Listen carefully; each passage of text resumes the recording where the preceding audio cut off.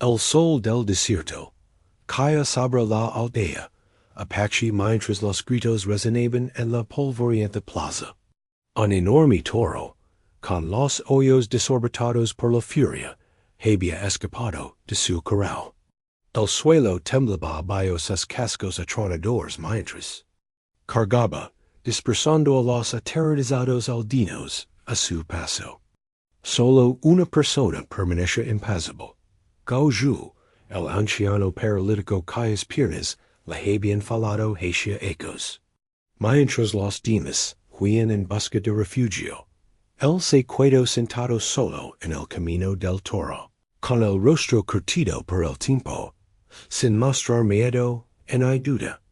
La bestia bajó los cuernos y sus fosas nasales se dilataron con cada respiración agitada.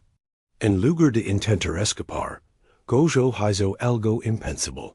Extendió los brazos hacia el animal que cargaba contra él. Podría la sabiduría de un guerrero destrozado domar la furia, que ni siquiera los hombres más fuertes podían contener. Antes de continuar, cuéntanos desde las escuchas why. Si esta historia te ha emocionado, asegúrate de suscribirte, porque mañana tengo algo muy especial para ti. Mucho antes de que la furia del toro se abashara sobre el pueblo, Gojo era conocido como el de corazón firme. Un nombre que se ganó en su juventud, cuando se mantuvo impavido, mientras las flechas enemigas lo veían a su alrededor. Sobre su sencilla cama colgaba un escudo de guerra maltrecho, con la cara de cuero marcada con símbolos de plumas de águila y rayos, que contaban la historia de las batallas ganadas y los honores obtenidos. A las titulantes de su fuego vespertino, las manos curtidas de Gojo solían trazar estos símbolos, recordando el hombre que una vez fue. Habían pasado 15 veranos desde que sus piernas le fallaron, no por las armas del enemigo, sino por una caída desde un acantilado durante una caza de búfalos. El suelo estaba mojado por las lluvias primaverales, y el saliente era traicionero. En recordaba la sensación nauseabunda de la caída, el crujido seco cuando su columna vertebral golpeó la piedra y, a continuación, la terrible inmovilidad de la parte inferior de su cuerpo, que nunca volvió. Estás divagando otra vez. Esposo, dio Nijoni en voz baja, mientras colocaba con delicadeza una taza caliente de té de conois de pino a su lado. Aunque su cabello se había vuelto gris, y las arrugas se habían profundizado alrededor de sus ojos, seguía tan firme como el día en que se casaron 40 ecos atrás. El pasado lama con fuerza esta noche. Respondió él, aceptando la taza. Quizás porque los espíritus están inquietos. Nijoni asintió con la cabeza, con comprensión en sus ojos. Desde su infancia, Gojo había pasado una conexión con los animales y el mundo natural, que pocos podían comprender. Incluso, antes de convertirse en un guerrero de renombre, había sido el niño que podía calmar a los caballos asustados, while que los lobos se acercaban sin miedo. Isda no había disminuido con su legión, sino que, en todo caso, se había intensificado durante las largas horas de silencio en las que el dolor le impedía dormir. El pueblo había cambiado su trato hacia él desde su caída. Donde antes, los jóvenes guerreros se reunían con entusiasmo para escoger sus consejos. Ahora muchos pasaban por delante de su morada con un saludo respetuoso pero distante. Algunos de los ancianos buscaban su sabiduría, reconociendo que la fuerza física y la perspicacia espiritual eran dons distintos.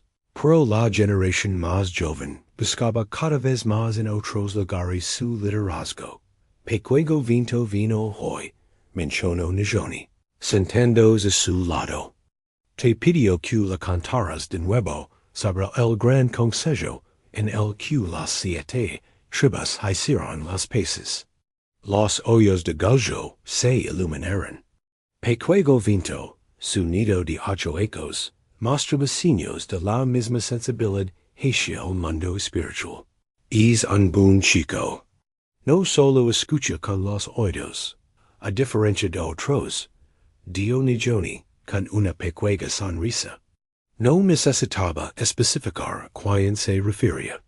Tarak, el hijo del actual jefe, no ocultaba su creencia de que los guerreros heridos no debían ocupar lugares de honor en la tribu.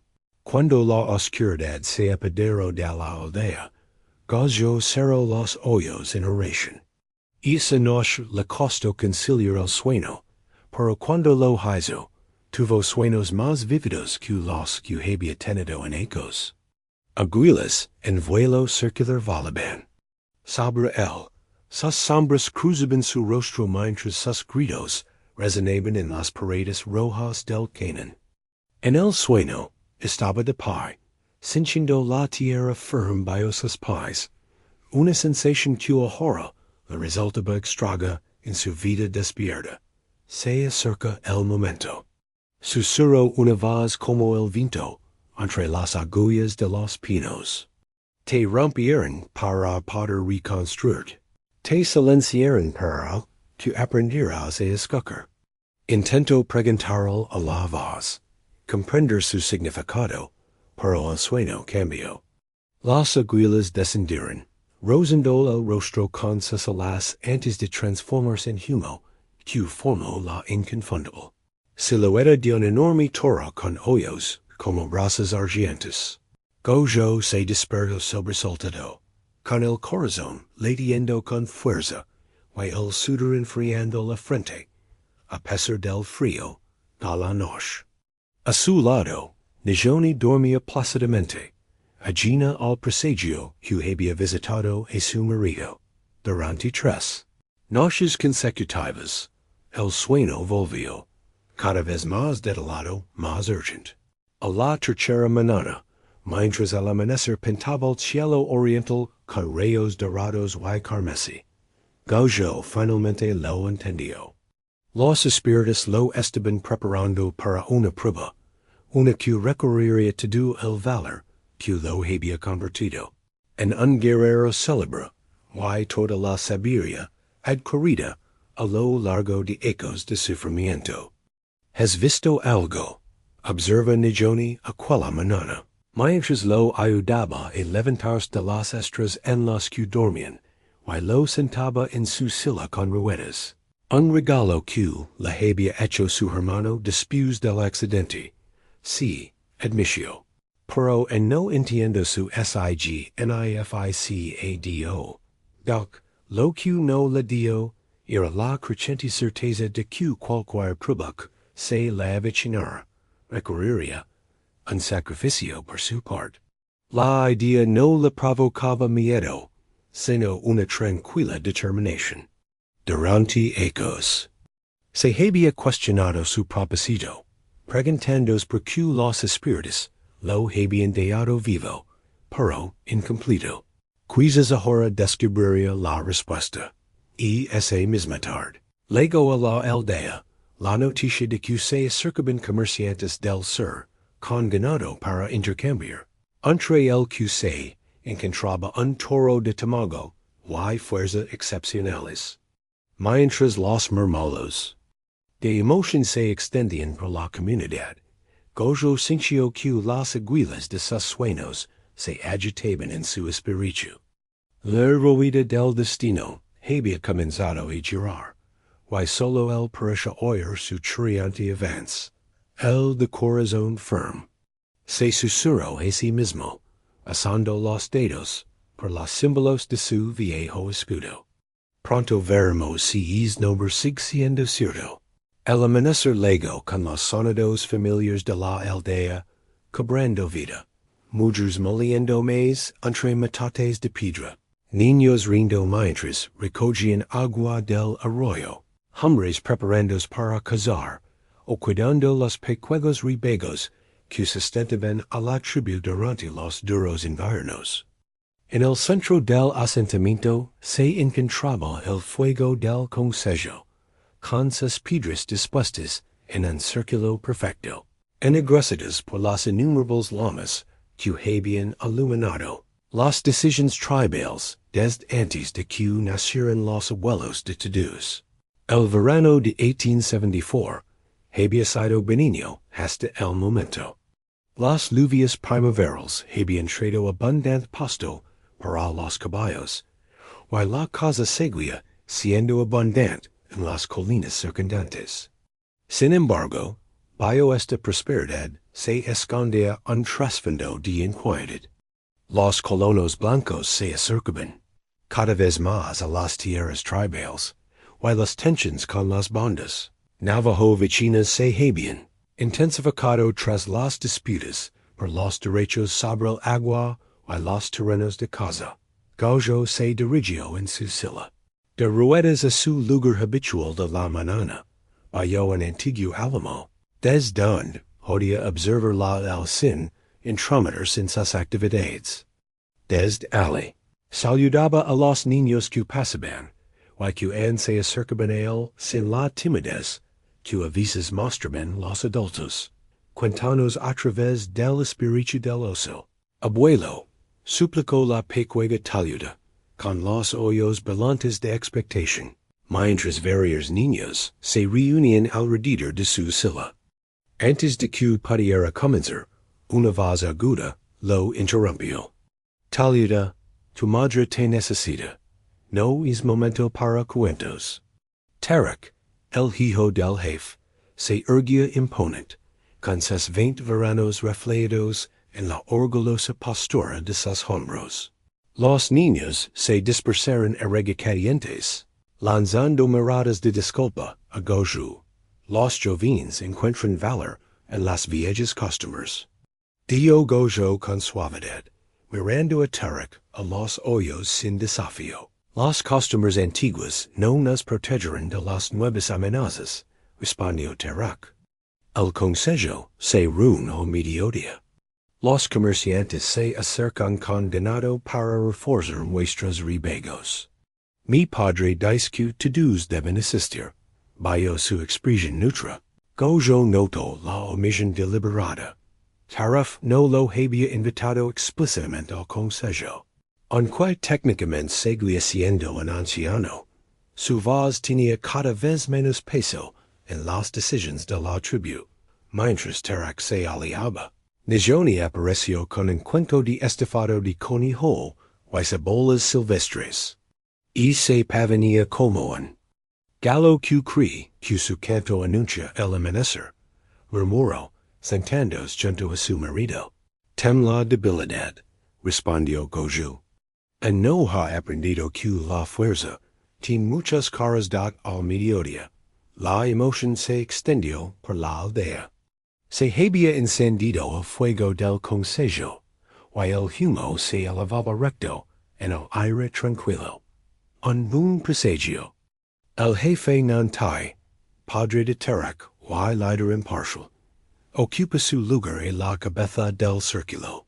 Aunque solo era 10 veranos mayor que Gojo, la responsabilidad lo había envejecido prematuramente, profundizando las arrugas de su rostro cobrizo.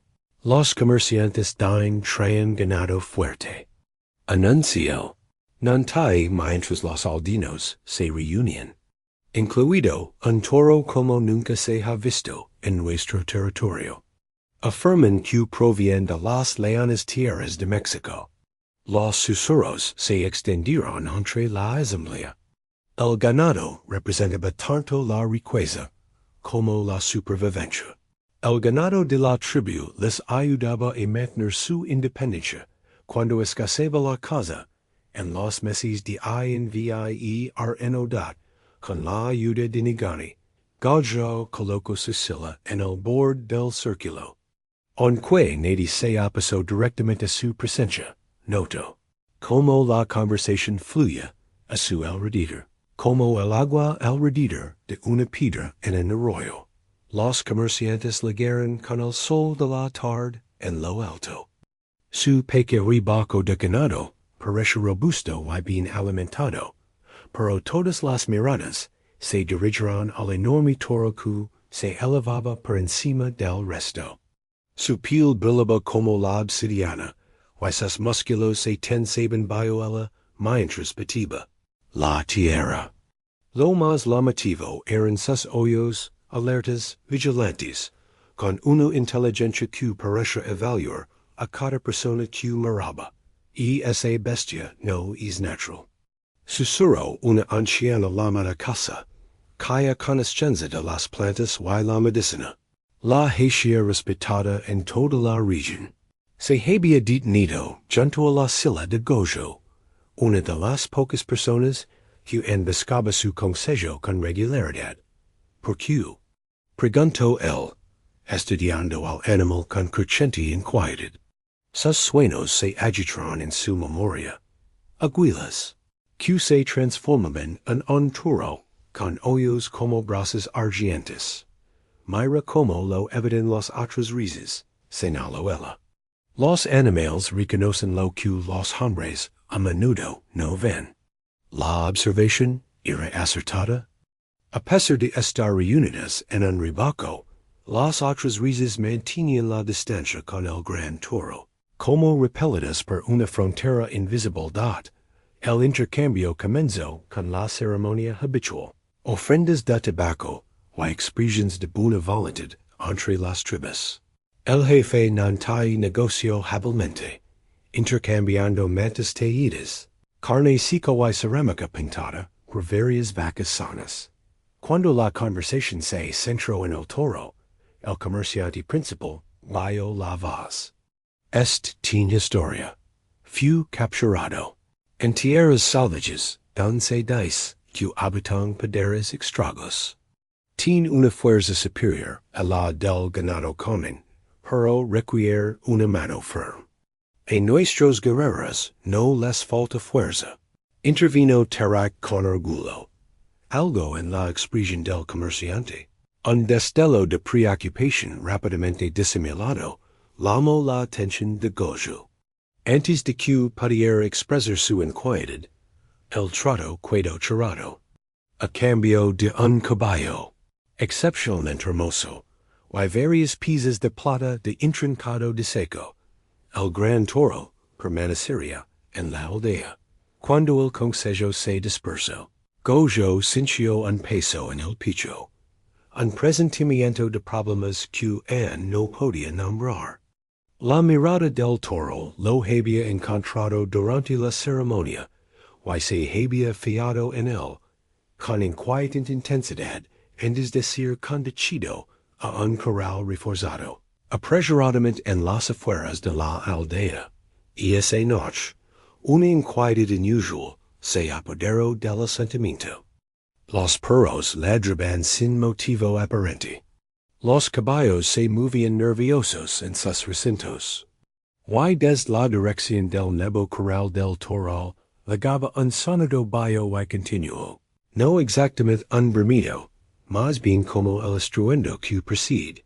Anterrem por la mañana.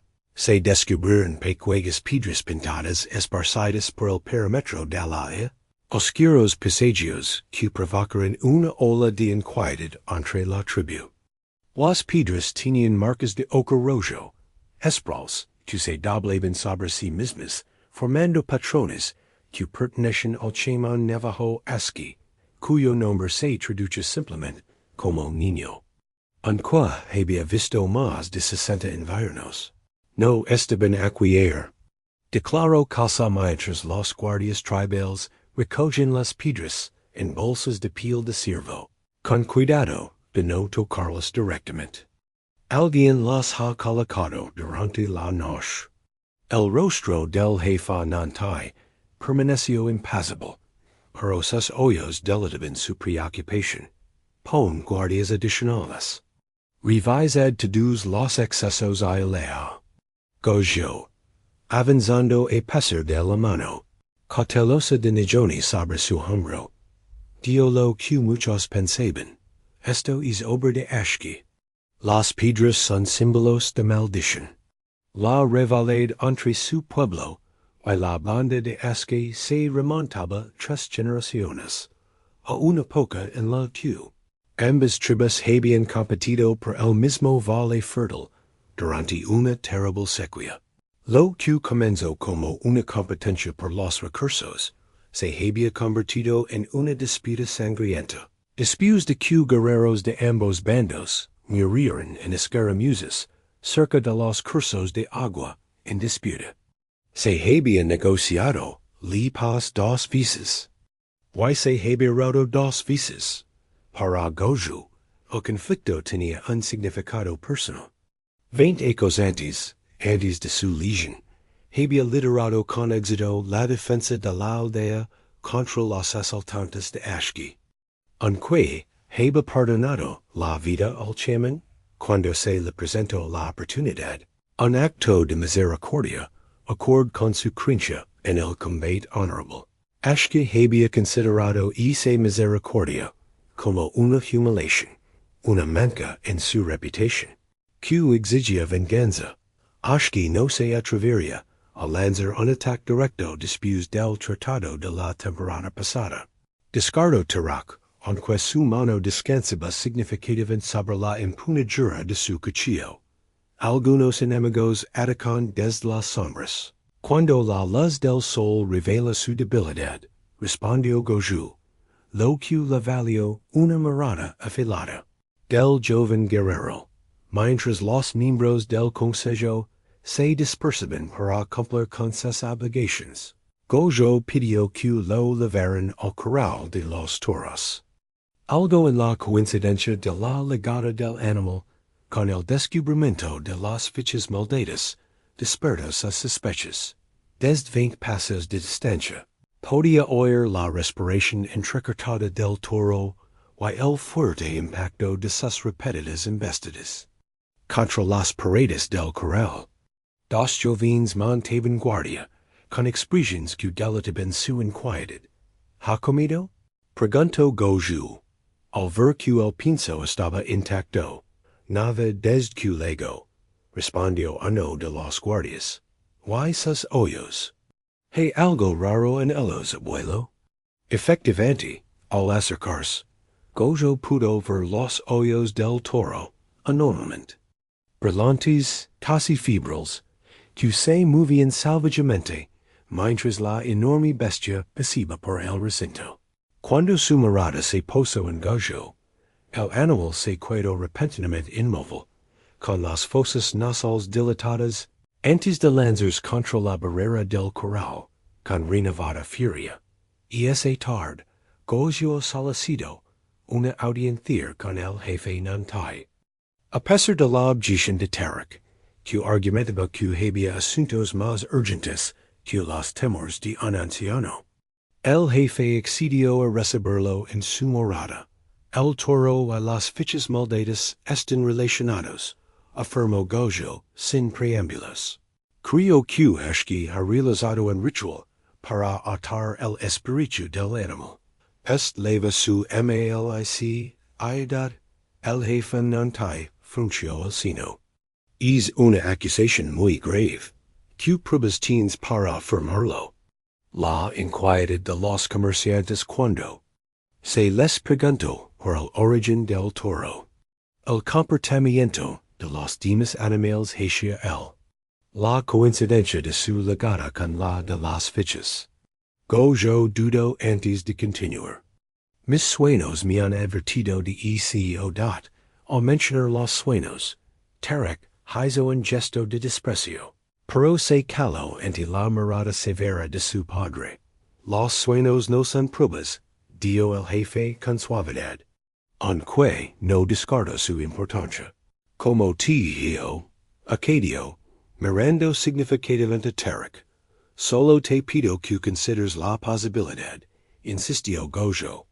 El toro debe ser expulsado de la aldea, hasta que se pueda realizar una ceremonia de purificación. Antes de que el jefe pudiera responder, se produjo un alboroto en el exterior, gritos de alarma y el sonido característico de la madera al romperse.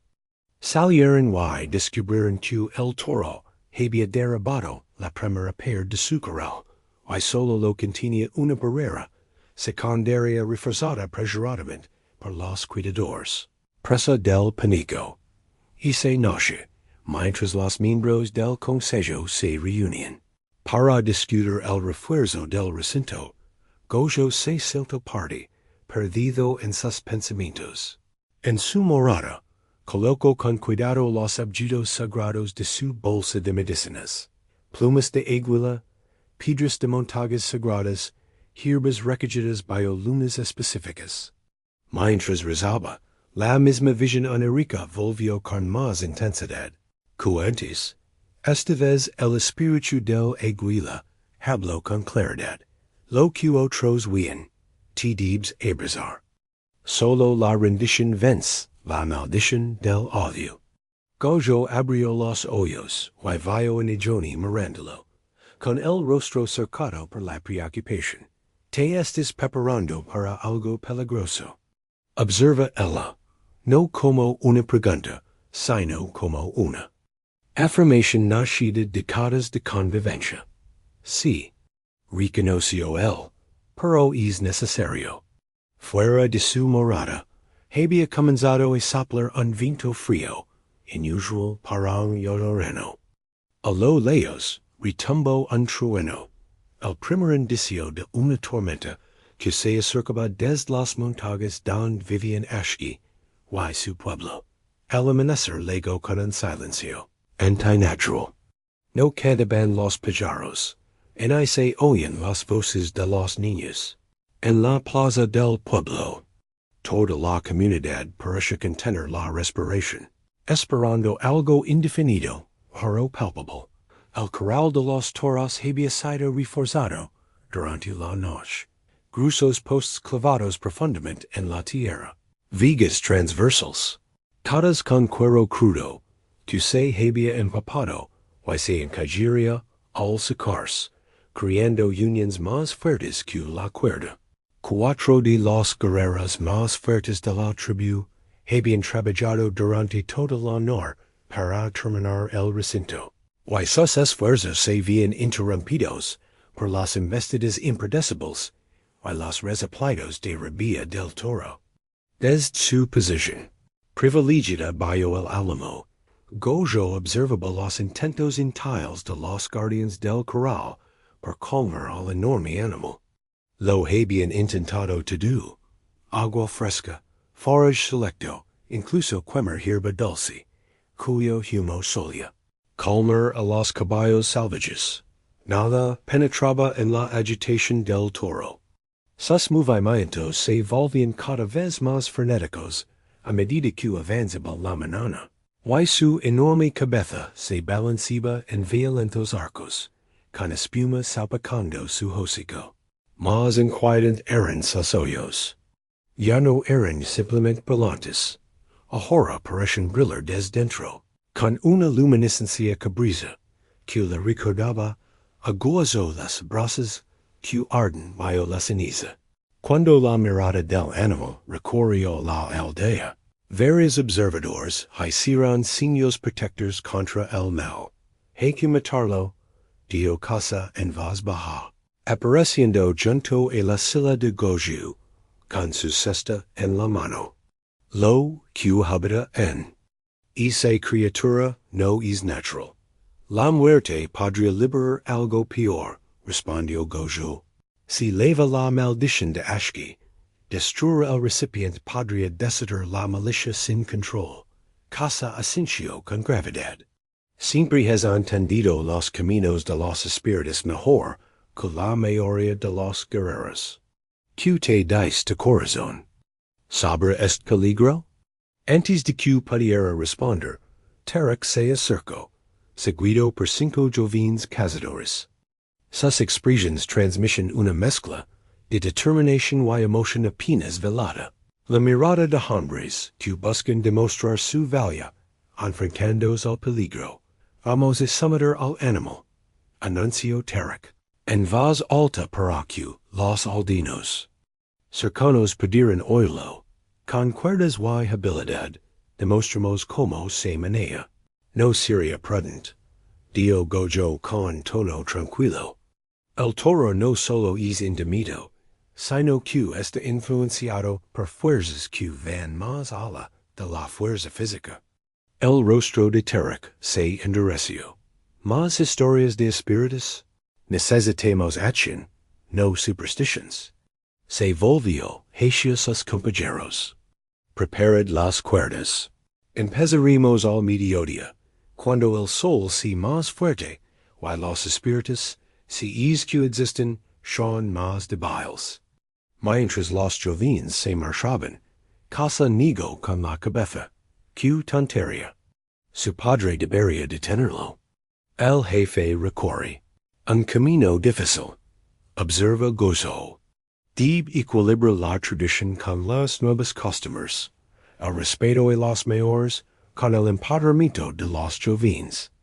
Y Tarek es su único hijo.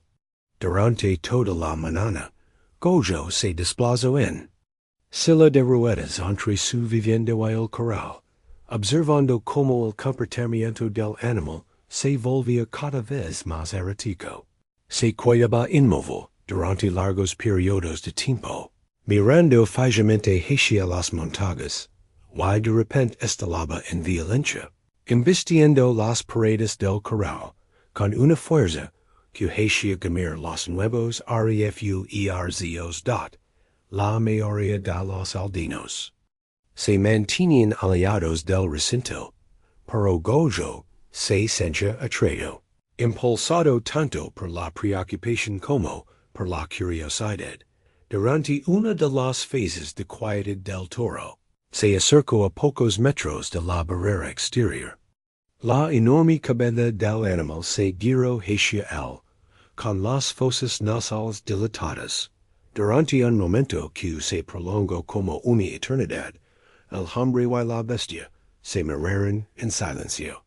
Gojo no se inmutó ante esa mirada antinatural. En cambio, se concentró en su espíritu y proyectó calma hacia la criatura atribulada. Un sutil cambio se apoderó del toro.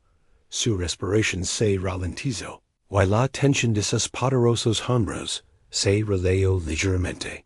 Entonces, como si viniera de muy lejos, Gojo oyó unas palabras susurradas que no eran transportadas por ninguna brisa física. La que fue, volverá a ser. La sangre responde a la sangre. La voz no era una humana animal, sino algo intermedio, antigua y malevola. Gojo reconoció la cadencia de la antigua lengua maldita, Navajo, lo que confirmó sus sospechas sobre la implicación de shki dot. La conexión se rompió cuando Tarek y sus compañeros ligaron con cuerdas enroladas y expresiones decididas. El toro vio inmediatamente su estado de agitación, pateando el suelo y bailando los cuernos hacia los jóvenes guerreros. Atrás, abuelo, ordenó Tarek. Esto es trabajo para los fuertes. La fuerza no te servirá de nada contra la carne maldita, advirtió Gojo. Ashki ha atado un espíritu vengativo este animal. He oído su voz. Varios de los compañeros de Tarek intercambiaron miradas inquietas, pero su líder se burló.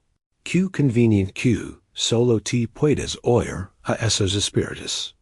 Quizás solo existen en vuestra mente. No son pensamientos. Dio nijoni al acercarse. Son sueños. Cuntales de sueños esposo. Arregicadientes, consciente del escepticismo. En el rostro de Tarek, Gojo relató su visión de las aguilas, transformándose en el toro, y un mensaje de aceptar lo que otros veían. Los sueños son para las estrellas, no para tomar decisiones a la luz del día. Desestimó Tarek. Actuamos ahora, con métodos probados por generaciones de cazadores. Mientras los jóvenes se dispersaban para colocarse alrededor del corral, el cielo se oscureció prematuramente.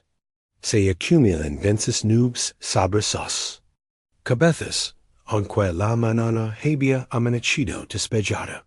Un viento frío sopló a través de la aldea, trayendo el olor de la lluvia, y algo más, un olor metálico y agudo, como ese ngre dot, el intento de Terek de someter al Torah había terminado en humiliación y casi en tragedia, a pesar de su destreza con las cuerdas y de ser más numerosos.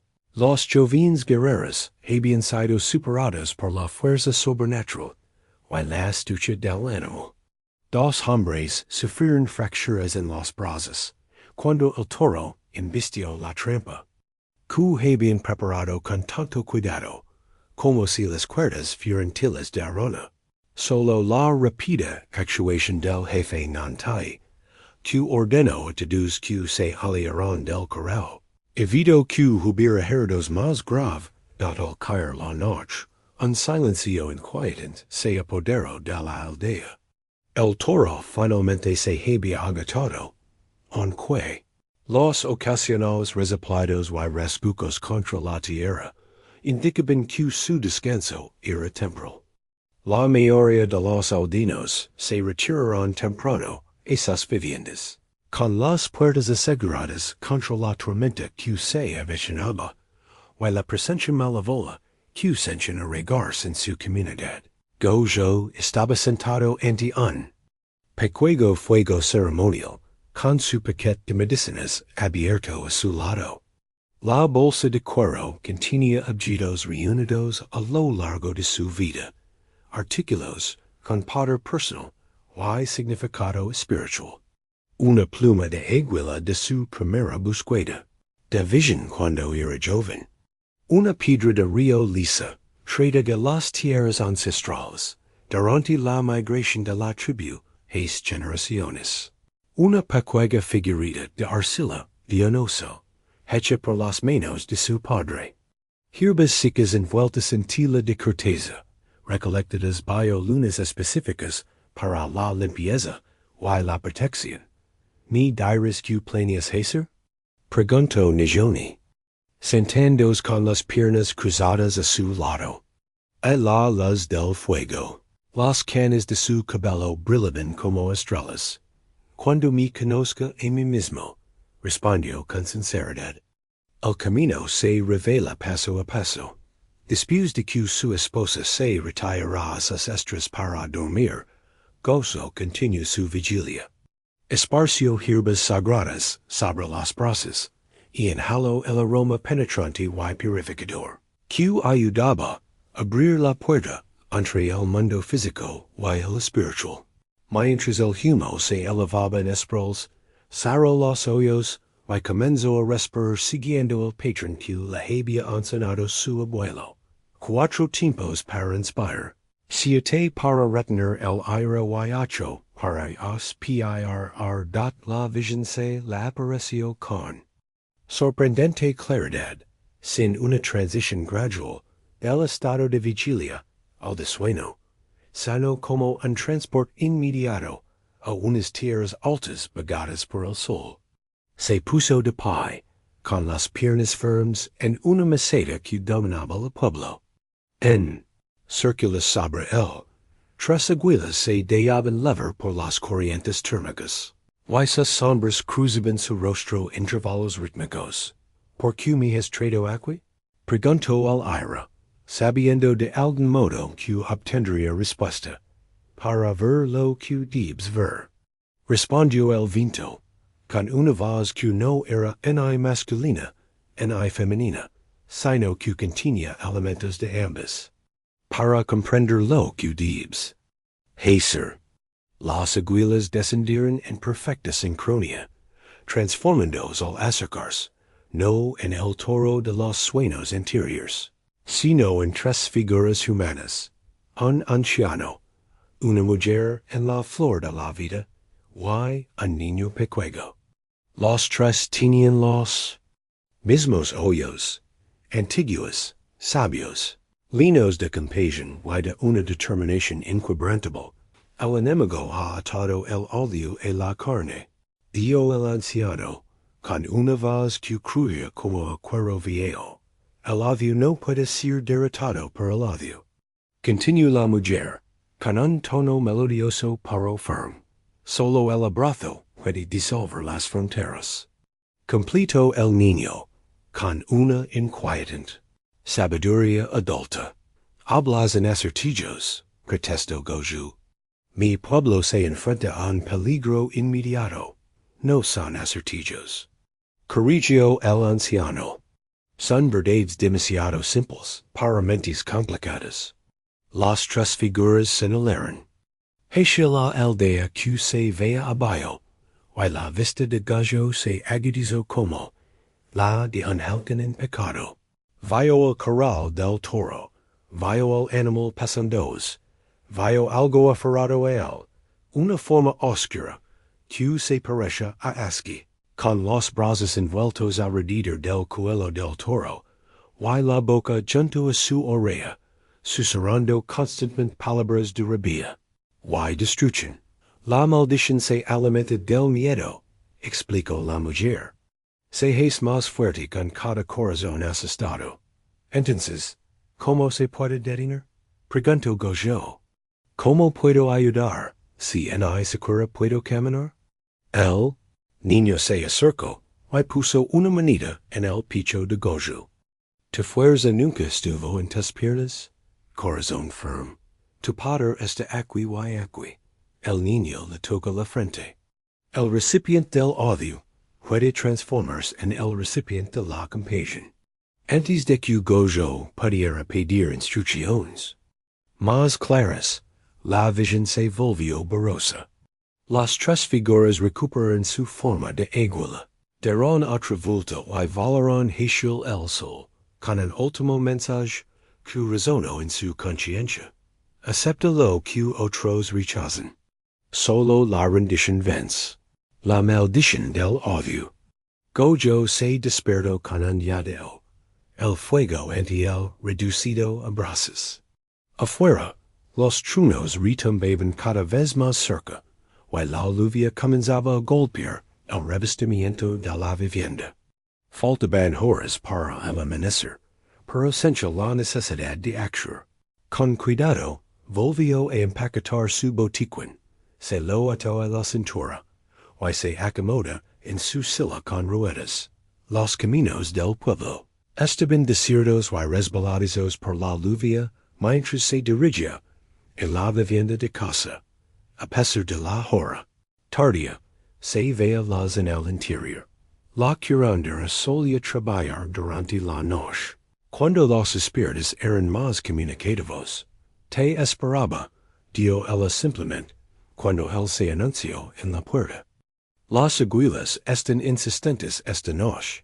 El amanecer llegó envuelto en nubes de tormenta que se cernían sobre el pueblo, con la parte inferior del color de la carne madurada.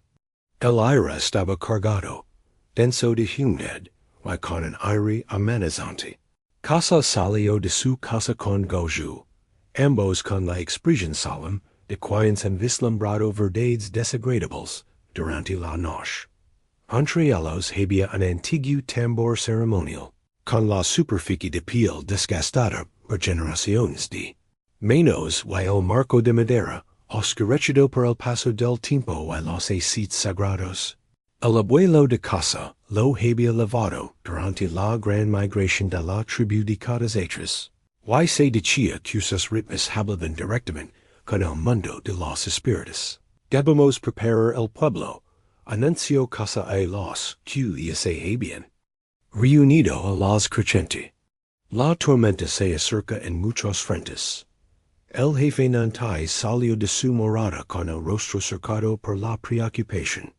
Había envejecido visiblemente desde la llegada del toro, apenas unos días antes. Q. Preparativos sudiris, curandera? Antes de que casa pudiera responder, un sonido, como de tierra descarandos, emano del corral. El enorme animal había comenzado otro asalto a su recinto, esta vez con una determinación metódica en lugar de una rabia ciega. Cada impacto se correspondía con un lejano estruendo de truenos, como si la propia naturaleza se hiciera eco de los esfuerzos de la bestia. Las barreras no aguantarán mucho más.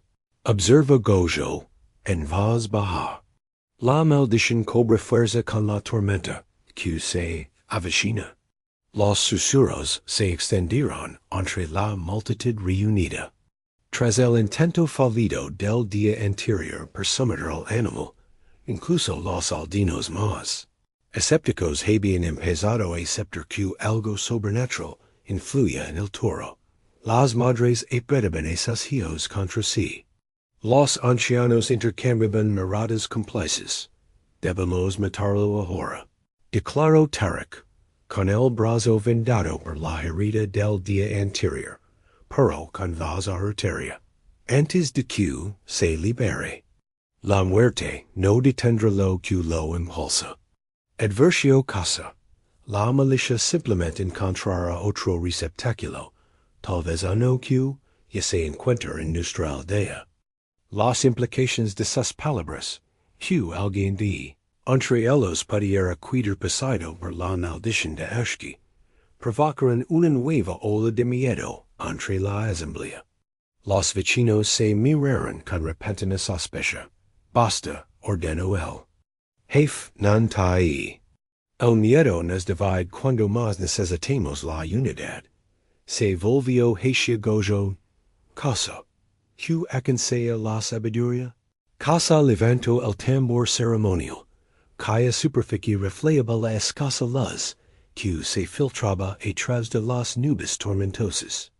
Reforzaremos nuestras barreras espirituales al tiempo que reforzamos las físicas. Todas las viviendas deben exhibir símbolos protectors. Todos los hogares deben quemar hierbas purificadoras, mientras los aldeanos se dispersaban para seguir sus instrucciones. Gojo se dirigió hacia el corral, atraído por una intuición que no podía explicar ni resistir.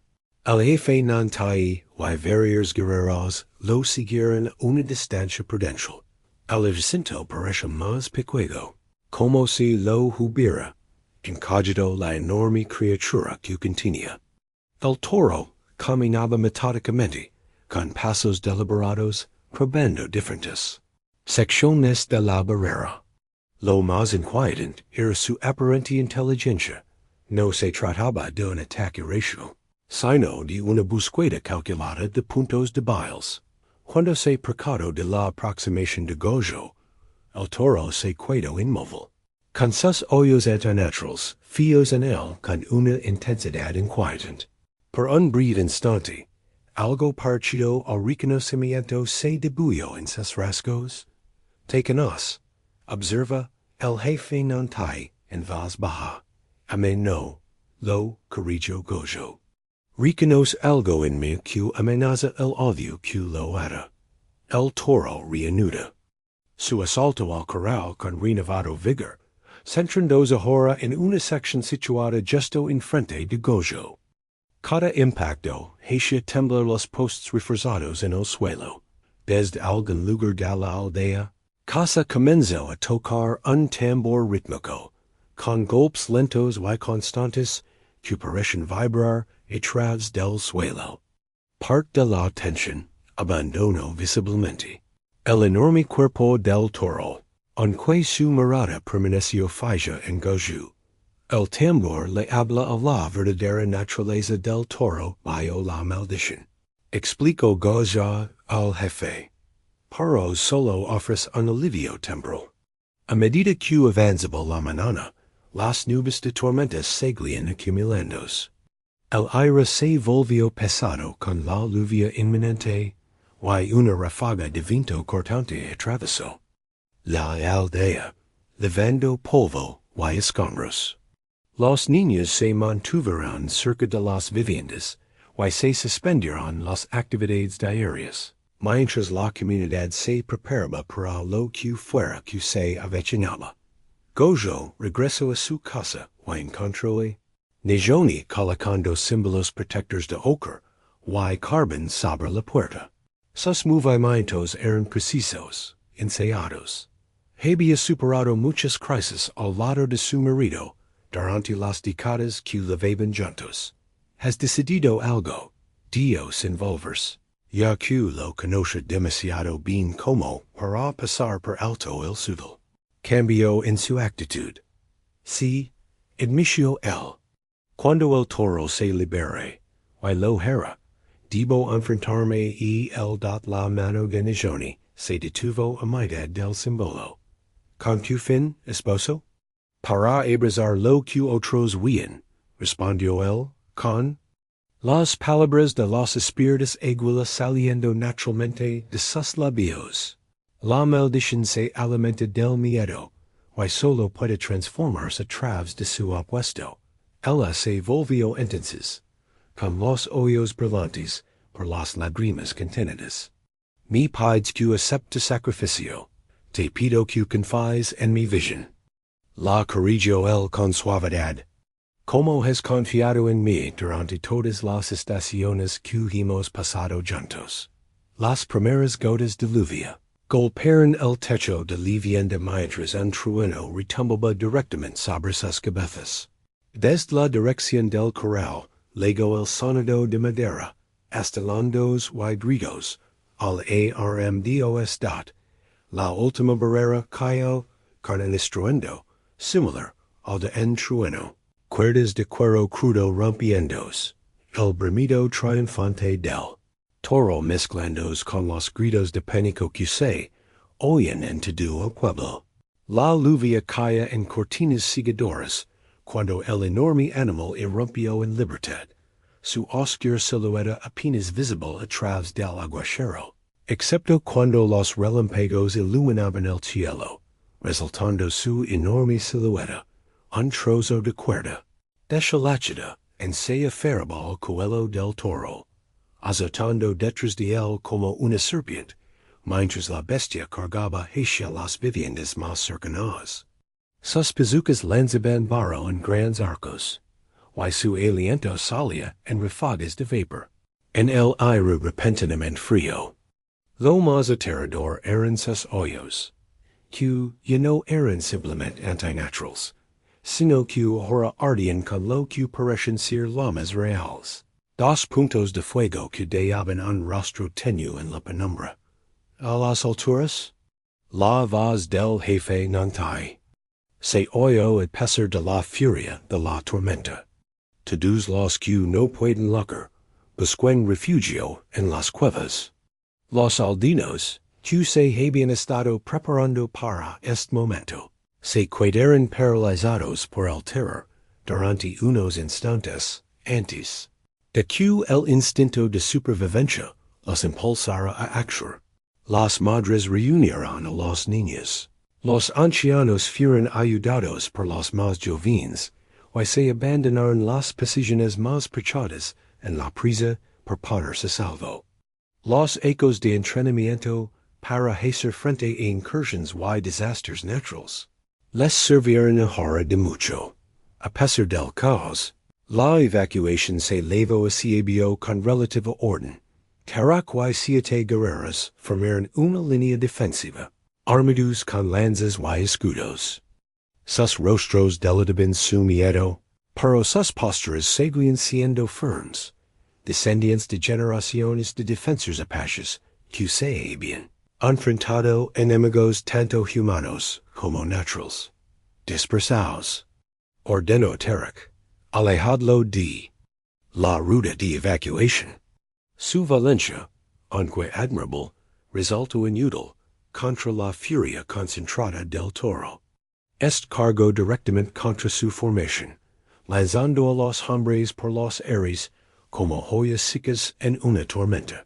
Una lanza logró rozar el costado, dejando una delgada línea de sangre, que humillaba extrañamente bajo la lluvia.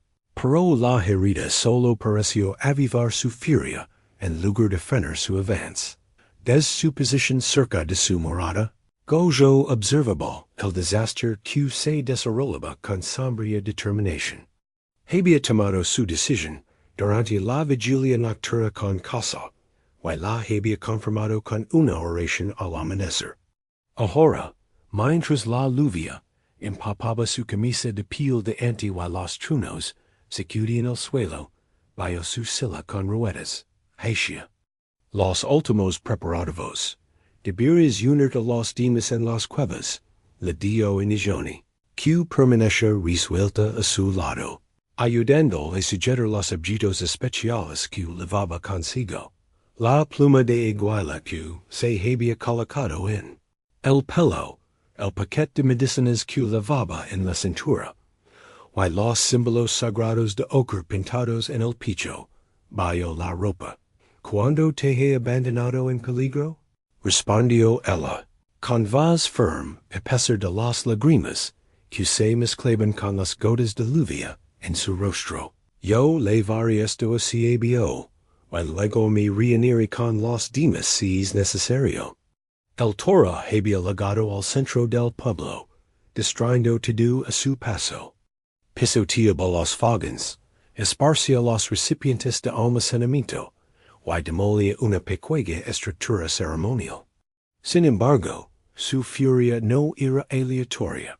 Goju observa cómo se giraba constantemente hacia la ruta de evacuación, como si intentara deliberadamente interceptar a los aldeanos que huían.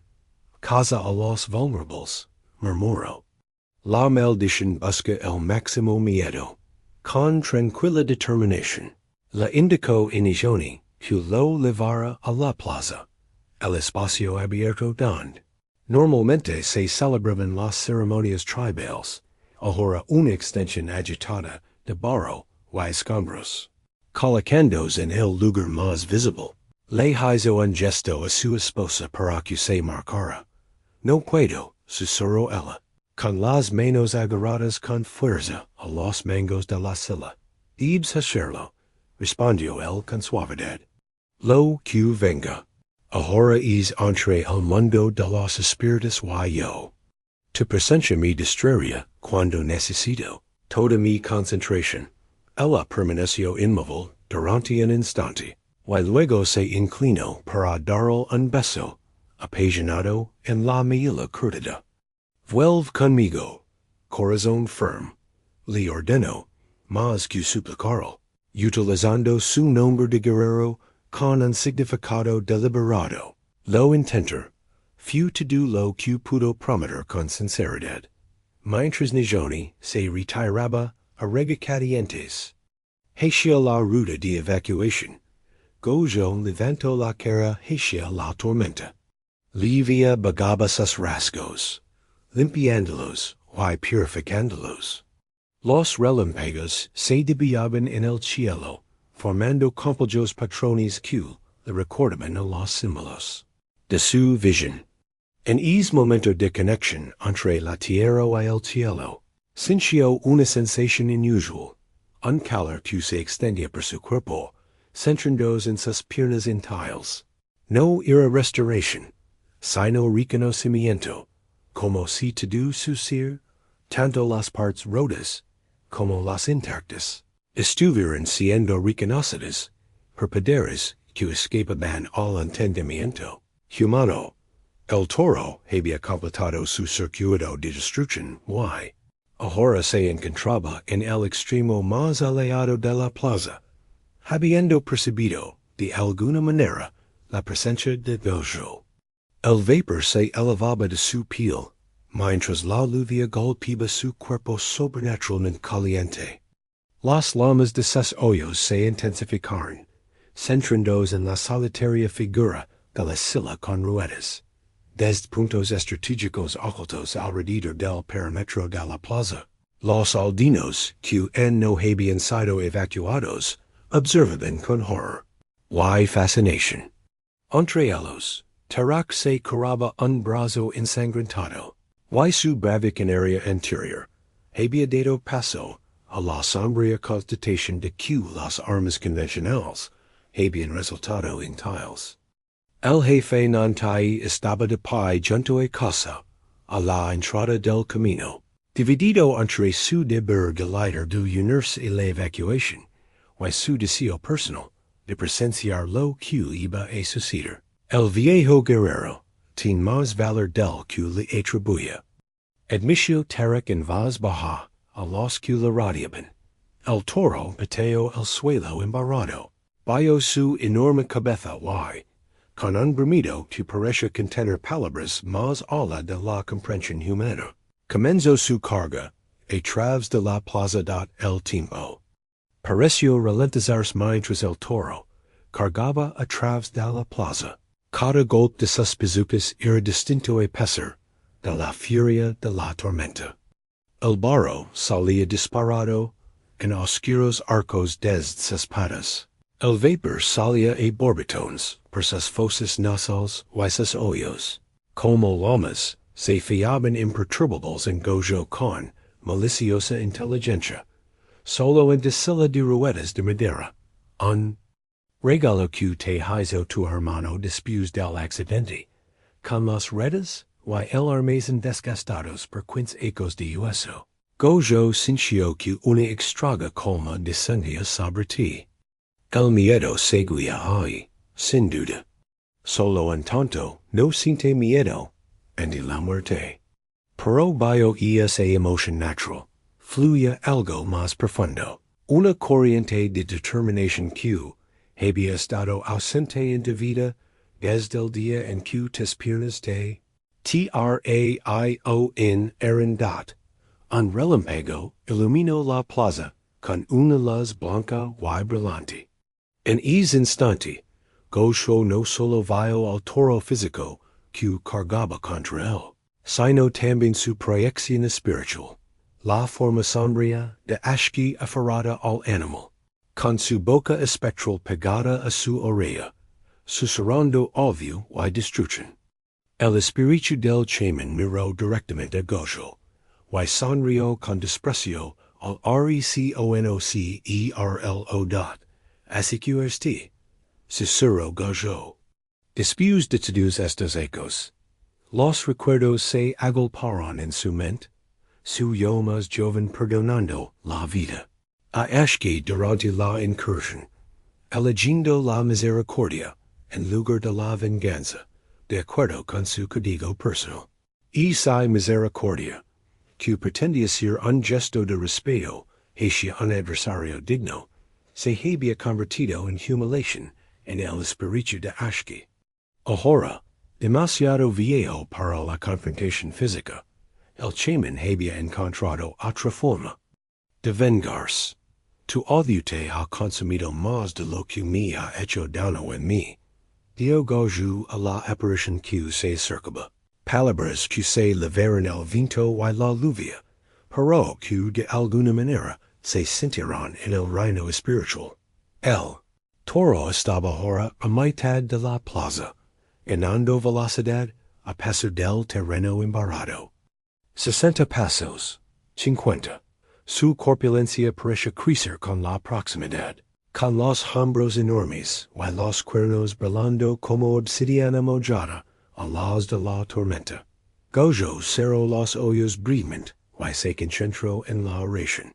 Cuando los abrió, imaginó que veía una aguila volando en círculos por encima de algo imposible pero igualmente presente en su percepción. De esa presencia espiritual le legó una tranquilidad sin palabras, un recordatorio de que este momento levaba ecos preparandos. Su parálisis, su estado disminuido en la tribu, su mayor sensibilidad espiritual. Todo había conducido a este encuentro. 40 pasos. 30. El suelo temblaba bajo su SILLA. Con movimientos deliberados. Gojo comenzó a desplazar su peso, preparándose para intentar lo que no había hecho en 15 ecos. Ponerse de pie.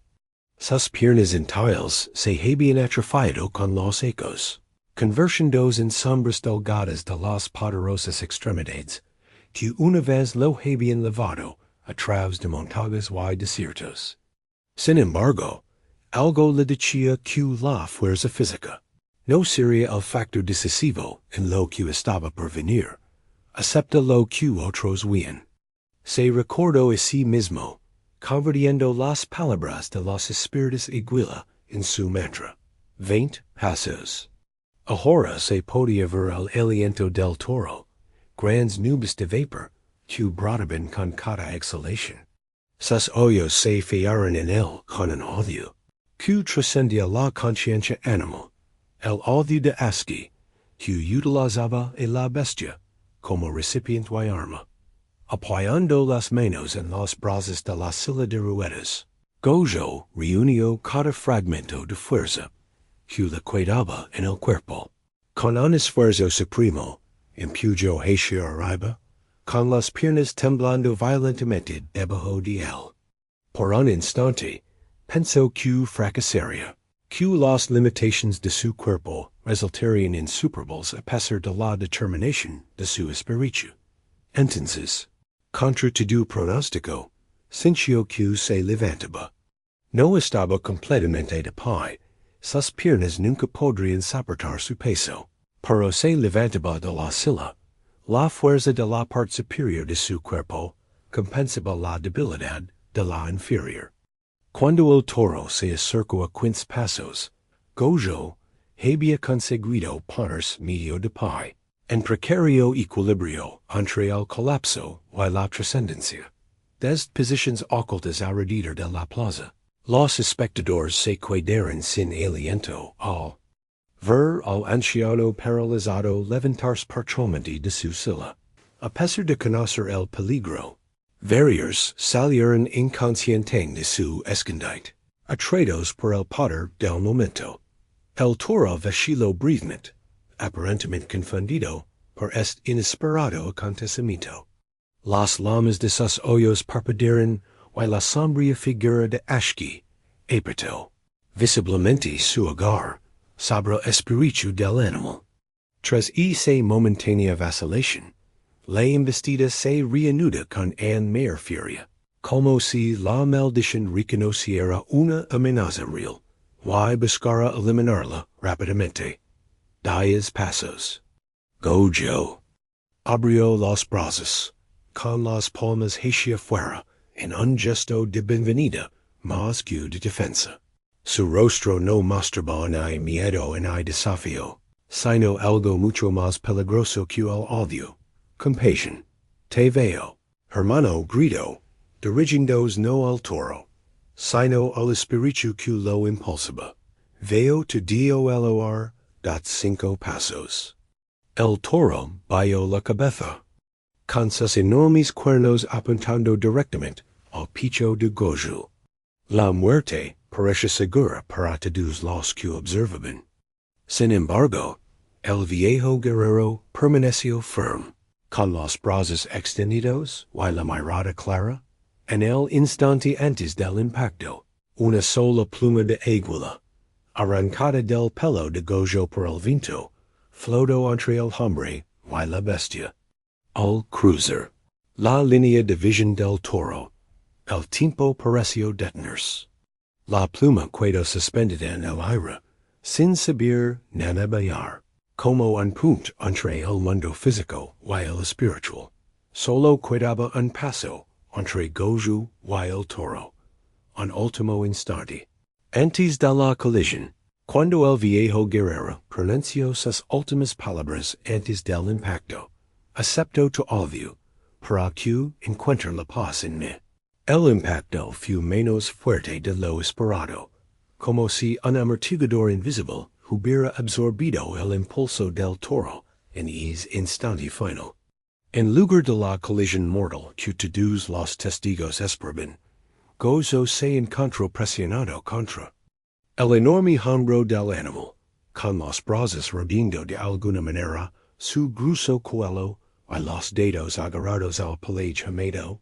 Mientras el movimiento hacia adelante de la bestia los arrastraba a ambos varios metros a través de la plaza, embarazada, la silla de ruedas se volcó hacia un lado y las ruedas giraron inútilmente en el aire. Las piernas entalladas de Gojo se arrastraban debajo de él, pero de alguna manera mantuvo su hogar, con la cara presionada contra el costado agitado del toro. El calor irradiaba del animal, no era un calor natural, sino la fibra ardiente de la rabia, alimentada por la maldición. Estoy aquí, Cicero gozo, contra la piel de la criatura. Estoy contigo en este sufrimiento. El toro se quedó inmóvil, aparentemente aturdido por el abrazo más que por la resistencia. Sus costados se agitaban con la respiración entrecortada, while los músculos temblaban bajo el contacto de Goya. Las lamas de sus ojos parpadeaban, atenuándose y volviéndose intensas como si laquearan contra vientos invisibles. Dat la lluvia seguía cayendo a su alrededor. Pero justo encima de ellos, las nubes de tormenta comenzaron a disiparse, creando un círculo perfecto de cielo. Despejado a través del cual, de repente se filtró la luz del sol. Este imposible haz de luz iluminó al hombre y la bestia, con un resplandor dorado. Y el vapor que se elevaba de sus cuerpos unidos, creó un efecto de halo brumoso. Una sola pluma de águila, la que había caído entre ellos momentos antes, descendió lentamente desde lo alto, y aterrizó suavemente sobre el hombro de Goyo. Don Toca se extendió un sutil resplandor, visible solo para aquellos con sensibilidad espiritual. Casa, que observaba desde el borde de la plaza, cayó de rodillas al verlo. Hermano, continuó Goyo, con la voz cada vez más fuerte. A pesar de su precaria posición, tu odio te ha atado tan firmemente como a esta criatura inocente. Déjame llevarlo un rato, para que ambos podáis descansar. Con esas palabras, algo extraordinario comenzó a suceder. La forma sombría, Daeshki, ahora visible para todos aquellos con ojos para ver, se retorce sobre el lomo del toro, como si estuviera agonizando. Sus manos espirituales, que antes agarraban al animal con intensidad parasitaria, comenzaron a aflojar su hogar. No, la voz no era física, sino que vibraba a través del reino espiritual, haciendo que aquellos con sensibilidad medicinal se estremecieran. Mi venganza está justificada. Mi odio es merecido. Sí, Asincio goza con calma. Tu ira tiene una causa. Tu dolor es real. Reconozco esta verdad. Esta simple validación, tan diferente de la resistencia que esperaba el espíritu de Ashki, causó una confusión visible en la forma espectral. El toro, sintiendo el cambio, se estremeció, pero no hizo ningún movimiento para atacar a Goju, quien mantuvo su abrazo a pesar de su incómoda posición. Entonces, ¿por qué interfieres? Exigió la voz espiritual, ahora más débil, pero en desafiante. Porque tu sufrimiento no te trepas, respondió Gojo. Porque el odio consume al recipiente que lo alberga. Mira en lo que se ha convertido tu espíritu, hermano. ¿Es esto lo que decibas para ti cuando éramos jóvenes? Por un momento, la forma sombría pareció vacilar entre la rabia y la incertidumbre. En ese instante de vulnerabilidad, Gojo apretó su abrazo alrededor del cuello del toro, presionando su mejilla contra la piel del animal con auténtica compasión. Te perdono, Dios simplemente. Y te pido perdón por la humiliación que te causó mi misericordia. Un sonido agudo, como el viento entre las paredes de un cañón, emanó de la forma espiritual. Las patas del toro se doblaron ligeramente, como si un gran peso se estuviera desplazando. Por encima de ellos, el círculo de cielo despejado se amplió, y la luz del sol se intensificó a pesar de la tormenta que continuaba en los bordes de entonces. Con una rapidez sorprendente, el toro se hundió en el barro hasta las patas delanteras. El movimiento podría haber desequilibrado a Goju, pero unas menos fuertes parecerán sostenerlo. Nijoni había salido, corriendo de su escondite, desafiando el peligro para estabilizar a su marido. Cuando el toro se arrodilló, todos los presentes pidieron ver algo asombroso. De sus ojos antinaturales, esos carbones ardientes de odio, que eran lo que solo podían describirse como lágrimas. Grandes gotas cristalinas que humeaban al caer al suelo, como si la esencia misma de la maldición se purgara a través de esta inesperada liberación emocional. La forma sombría de Ashki se tambaleó, volviéndose cada vez más transparente. Sus manos espirituales y no agarraban al toro, sino que flotaban indecisas sobre él. Su rostro, antes contorsionado por la malicia, ahora mostraba confusión, y luego algo parecido al asombro. ¿Cómo? La voz del espíritu se había convertido en un susurro. El odio no puede sobrevivir cuando se encuentra con su opuesto, explicó Gojo con suavidad. El fuego necesita combustible para arder. Cuando solo encuentras perdón donde esperabas miedo, las llamas acaban por apagarse, como en respuesta a estas palabras. El fuego antinatural de los ojos del toro parpadeó por última vez, y luego se apagó por completo, dando otros dos orbes oscuros y líquidos, que miraban a Gojo con lo que solo podía describirse como gratitud. El enorme animal bajo la cabeza por completo, tocando el suelo con el hocico, en un gesto de sumisión y alivio. El silencio se apoderó de la plaza, solo roto por la lluvia que iba amenazando poco a poco. La tormenta que había rugido con furia sobrenatural se calmó hasta convertirse en un suave repiqueteo, y las nubes se dissiparon a medida que la luz del sol se intensificaba a través de la abertura circular sobre sus cabezas. El vapor se elevaba. El barro al entrar en contacto con la tierra fría, creando un velo de nubla a través del cual el toro arrodillado paralizado parecen casi míticos. Gozo, todavía sostenido por las firmes manos de Nijoni, mantuvo su abrazo alrededor del cuello del enorme animal. La respiración del toro se había ralentizado, pasando de jadeos desesperados a inhalaciones profundas y regulares. Con cada respiración, un cambio visible se extendía por su cuerpo. Los músculos se relajaban, la postura se suavizaba y la tensión antinatural se derechía como el hilo bajo el sol primaveral. Lo más notable eran sus ojos. La furia ardiente que había ardido en ellos había desaparecido por completo, sustituida por una mirada marrón líquida que denotaba una conciencia inconfundible. No eran los ojos de una simple bestia, sino de una criatura tocada por el despertar espiritual. Lágrimas de verdad, seguían brotando de esos ojos transformados, creando pequeños riachuelos en el barro, bajo su enorme cab. La forma sombría de Ashke se había vuelto tan transparente que era casi invisible. Aferrándose a la forma del toro por meros hilos espirituales, su expresión había pasado del odio a algo parecido al asombro, tal vez incluso a la envidia, al ser testigo de un poder superior a su malicia.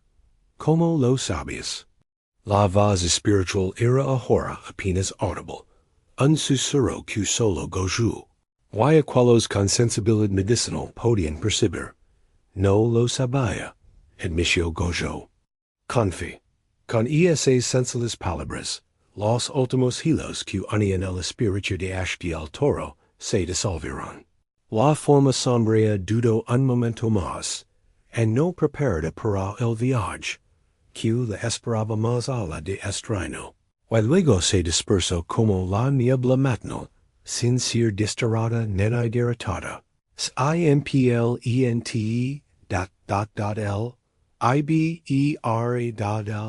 el toro se estremeció una vez cuando el último vestigio de la maldición se desvaneció, y luego se quedó inmóvil bajo el toque de gozo.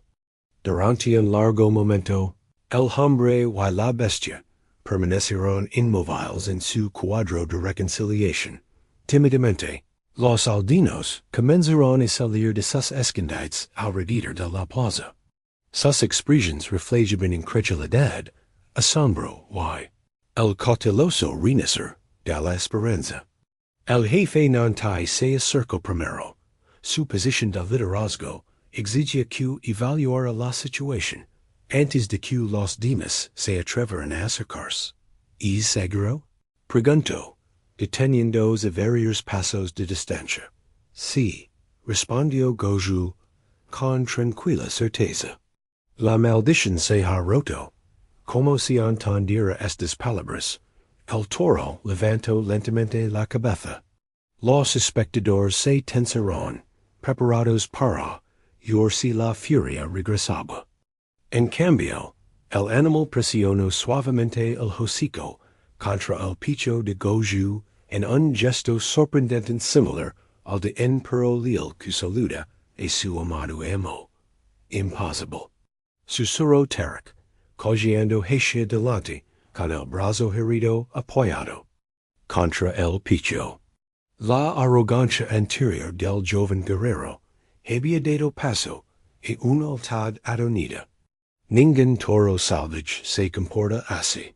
Ya no es salvage. Explicó Casa, cuya perspicacia de curandera le permitió percibir verdades que otros no veían.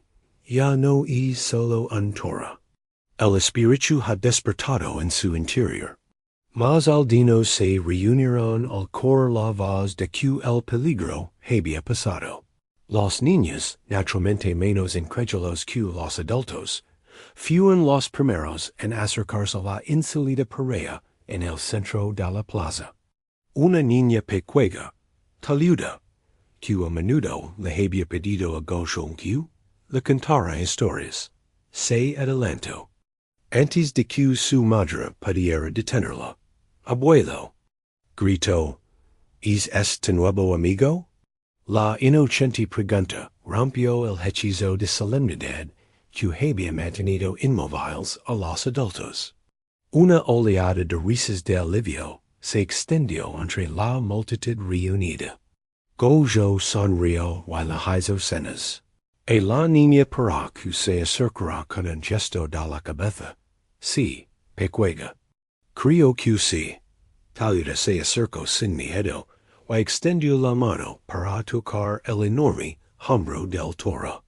El animal giró ligeramente la cabeza para mirarla, y luego bajó el hocico para olfatear suavemente el pelo. La niña se rió, y algo en el sonido puro pareció completar la transformación. Los últimos vestigios de presencia antinatural se desvanecieron de la forma del toro, dejando atrás un animal que, aunque seguía siendo imponente en tamaño y fuerza, ahora irradiaba calma en lugar de amenaza.otros. Niñas siguieron el ejemplo de Taluda, y se acercaron para tocar la piel del toro con dedos curiosos. Los adultos se mantuvieron más cautelosos, pero su miedo disminuyó visiblemente al presenciar la interacción amable de la criatura con los pequeños. El jefe, nantai finalmente, dio un paso adelante y se colocó frente a Gozo, que seguía, parcialmente apoyado en Nijoni, incapaz de volver a su silla de ruedas volcada sin ayuda. En todos mis ecos, dio el jefe en voz baja. Nunca había sido testigo de tal valencia. En hay de tal sabiduría. Tarak se acercó a su padre, con una expresión completa, en la que se mezclaban el orgullo y la humildad, el respeto y el ego herido. Tras un momento de vacilación, extendió el brazo ilioso hacia Gojo en el saludo. Traditional de los guerreros. Mi equivoc, reconoció simplemente. La fuerza tiene muchas caras, sin duda. Cuando el sol emergió por completo de entre las nubes de tormenta que se dispersaban, su luz cayó sin filtros sobre la plaza. El suelo embarrado, pisoteado por el pánico, y la violencia momentos antes, ahora albergaba las primeras huellas de una comunidad que se reunía, formando un círculo natural, alrededor del viejo guerrero, y el toro, transformado, caías lágrimas. Finalmente habían cesado, sustituidas por una mirada tranquila que parece contener una sabiduría más allá de la comprensión animal. A última hora de la tarde, la noticia del milagro se había extendido más allá de los que lo habían presenciado en primera persona. Los aldeanos que habían ido a las cuevas regresaron con cautela, esperando encontrar destrucción y posiblemente la muerte. En cambio, descubrieron una comunidad transformada casi tan profundamente como el propio toro de la plaza se había convertido en un lugar de reunión improvisado. Las mujeres traían comida de las viviendas que no habían sufrido daños. Los niños jugaban en charcos de barro, bajo el cielo ahora despejado, y los ancianos se sentaban en un círculo informal compartiendo sus interpretaciones de lo que había sucedido. En el centro de toda esta actividad, pero separado por una distancia respetuosa, se sentaba Goza en una silla de ruedas recién construida, y que la antigua había quedado destrozada durante el enfrentamiento. El toro permanece cerca de él, tumbado tranquilamente en el suelo, levantando de vez en cuando su enorme cabeza para observar la actividad a su alrededor. Lo más llamativo era como los niños habían adoptado a la criatura, trepando sin miedo por su ancha espalda, trenzando pequeñas flores en su cola, tratándola como una presencia benevolente en lugar del motor de destrucción que había sido. Apenas unas horas antes, lo han llamado corazón de trueno, le dio Johnny a su marido con tranquila diversión, colocando un plato de estofado a su lado. Por el sonido que hacía cuando cargaba, y por cómo se arrodilló ante tu corazón firme, Gojo sonrió al ver un niño de 6 años, especialmente atrevido que se balanceaba sobre los hombros del toro, sujetando unas riendas improvisadas, hechas con hierba trenzada. El animal soportaba estrado con una paciencia notable, como si comprendiera su papel en este nuevo capítulo de la vida de la aldea.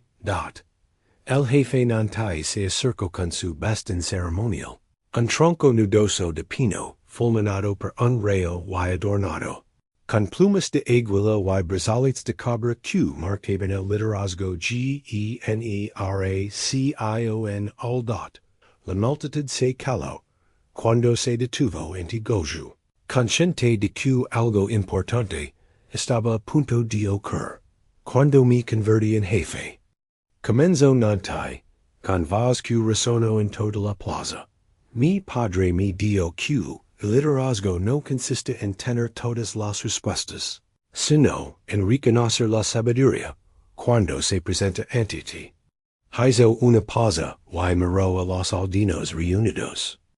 Hoy, la sabiduría y el coraje se han manifestado de una forma que muchos de nosotros habíamos olvidado honrar. Un murmullo de asentimiento recorrió la multitud. Varios ancianos asintieron enfáticamente, mientras que los guerreros más jóvenes, entre ellos Tarak, bajaron la mirada en reconocimiento de su anterior desdén. El consejo ha echado de menos de vos, Gojo, continuó el jefe, extendiendo su bastón hasta que su extremo descansó ligeramente sobre el hombro del hombre sentado. Te pido que regreses al lugar que te corresponde entre nuestros líderes. Una invitación formal, ofrecida públicamente, para volver a formar parte del consejo tribal. 90% paso, or alto su importancia. Durante 15 años, Gojo había sido marginado gradualmente, y sus limitaciones físicas se habían confundido con una pérdida de valor. Ahora, con un solo gesto, el jefe le devolvía su prestigio ante toda la comunidad. Acepto con gratitud. Respondió Gojo con sencillez. Me va a servir al servicio de nuestro pueblo. Casa dio un paso al frente, y su autoridad como curandera le dio más peso al momento. Lo que hemos presentado hoy, como la antigua profecía del vaso roto, anunció. Nuestras historias hablan de alguien que sería destrozado para poder alcanzar una mayor sabiduría. Cuya rendición vencería lo que la resistencia no pudo derrotar. Esta revelación causó revuelo entre los ancianos, que intercambiaron miradas significativas. La profecía, irreconocida por pocos, conservada en la tradición oral, y transmitida solo a aquellos con responsabilidades medicinales. El hecho de que las acciones de Gojo se alinearan con esta antigua predicción acadio, validez espiritual a un acontecimiento ya de por sí poderoso. A medida que la tarde avanzaba hacia la noche, otros cambios sutiles pero significativos se hicieron evidentes en toda la aldea. Los guerreros que antes habían reconocido a Gojo con un respeto distante ahora se acercaban para hacer preguntas directas sobre su experiencia. Las madres jóvenes traen a sus hijos para que los bendijera, un honor que antes estaba reservado a los ancianos más estimados. Incluso Tarak, que se cuidaba el brazo herido, se sentó en silencio cerca, escuchando mientras Gojo explicaba su interpretación de los acontecimientos del día, e en círculo cada vez más numeroso de oídos atentos. Lo más revelador fue como la noticia comenzó a difundirse más allá de su comunidad inmediata. Al atardecer, llegaron representantes de dos bandas apaches vecinas, atraídos por los uniformes de los mensajeros sobre unas extrañas luces vistas sobre la aldea, y un milagroso enfrentamiento entre el hombre y la bestia. Traían regalos y pedían escoger la historia directamente de los testigos. Esto no será lo último. Perdió un anciano llamado Hanska, cuyas conexiones comerciales se extendían a tribus leonas. La noticia del padre vaya más rápido que los pies. Muchos vendrán en busca de comprensión. A medida que las estrellas aparecen en el cielo, una sensación de celebración sustituyó gradualmente a la tensión anterior. Se preparó un banquet con las provisiones comunitarias. Se sacaron los tambores y canciones que no se cantaban desde hacía mucho tiempo llenaron el aire de la noche.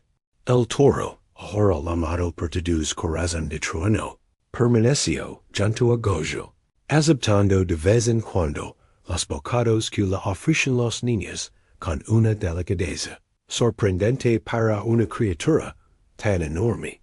Durante una pausa momentánea en las festividades, Nijoni se inclinó hacia el oído de su marido.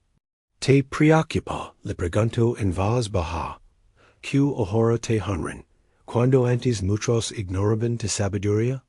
Gojo reflexiona cuidadosamente antes de responder. Las personas reconocen la verdad en diferentes momentos y de diferentes maneras, respondió. El águila no resiente al conejo por tener ojos diferentes. Al otro lado de la luz del fuego, el jefe Nantai levantó la mano, solicitando la presencia de Gojo en una discusión con los representantes visitantes. Mientras Nijoni lo impueba hacia su nueva responsabilidad, el toro transformado se levantó para seguirlo, ocupando ahora un lugar que parece permanente al lado del viejo guerrero. Un recordatorio viviente de cómo el odio se había transformado por completo gracias al poder de un solo abrazo valiente. El amanecer trajo activated a los límites de la aldea, cuando los exploradores regresaron de la vigilancia nocturna del territorio circundante. Sus expresiones eran sombrías al acercarse al jefe nantai, que había estado consultando con Gaju y otros ancianos sobre la reparación de las estructuras dañadas. Encontramos huellas. Informó Maquia, el explorador principal, cuyas habilidades para rastrear eran legendarias entre las tribus vecinas. Hace 2 noches, 5 hombres se acercaron a nuestra frontera occidental, permanecieron ocultos hasta la tormenta de aire. ¿Why hiron durante el caos? ¿Ashki? Preguntó el jefe nantai, aunque la respuesta parece obvia para todos los presentes. Maquia asintió. Su característico bastón de marcas cerca de un punto de observación oculto con vistas al corral de toros. El observaba mientras los demás mantenían la distancia. Esta confirmación de la participación externa provocó murmullos entre los miembros del consejo reunidos.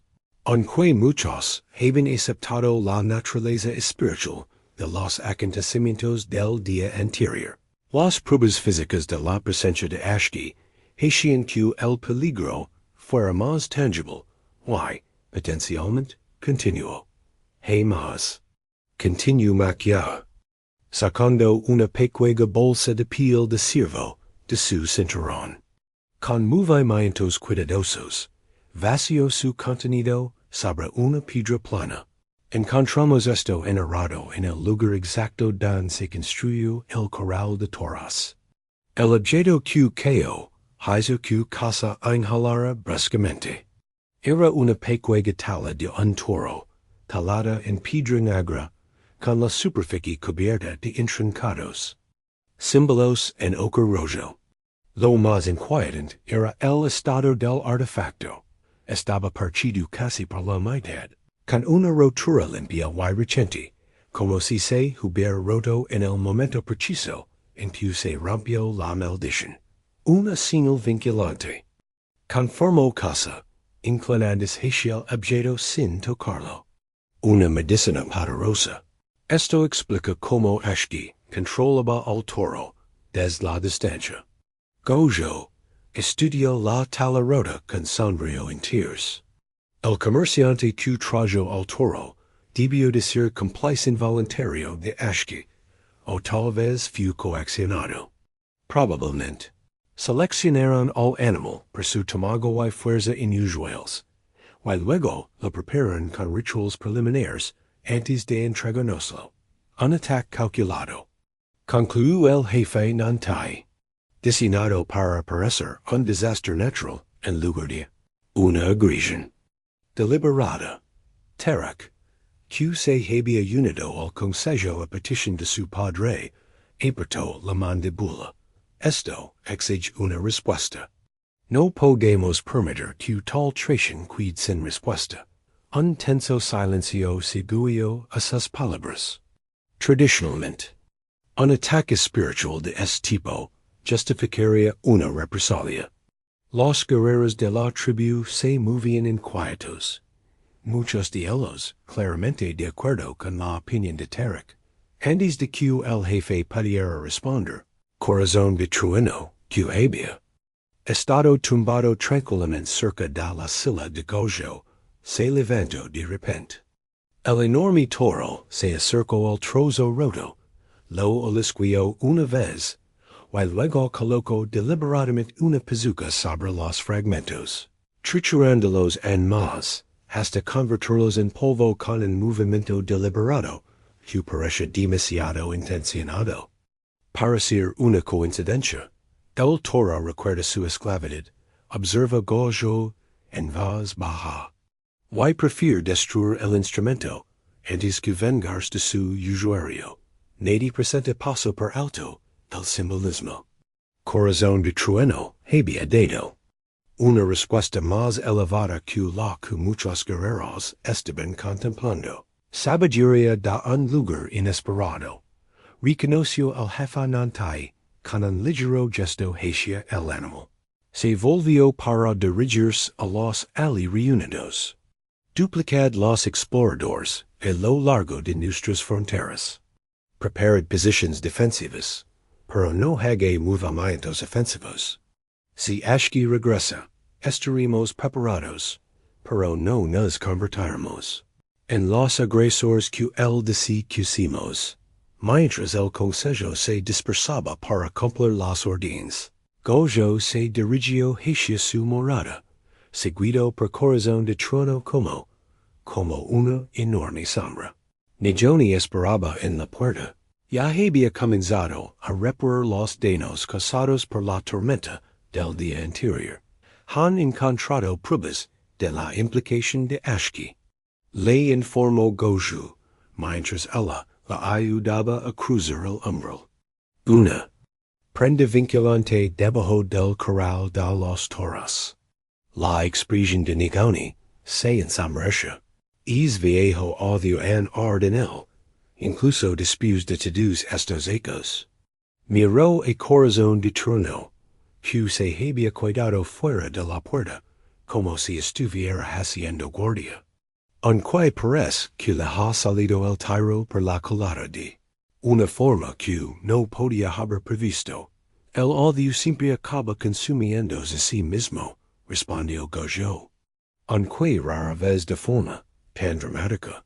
A lo largo del día, los aldeanos continuaron con las reparaciones mientras mantenían una vigilancia extrema. Los niños se mantuvieron cerca de la plaza central.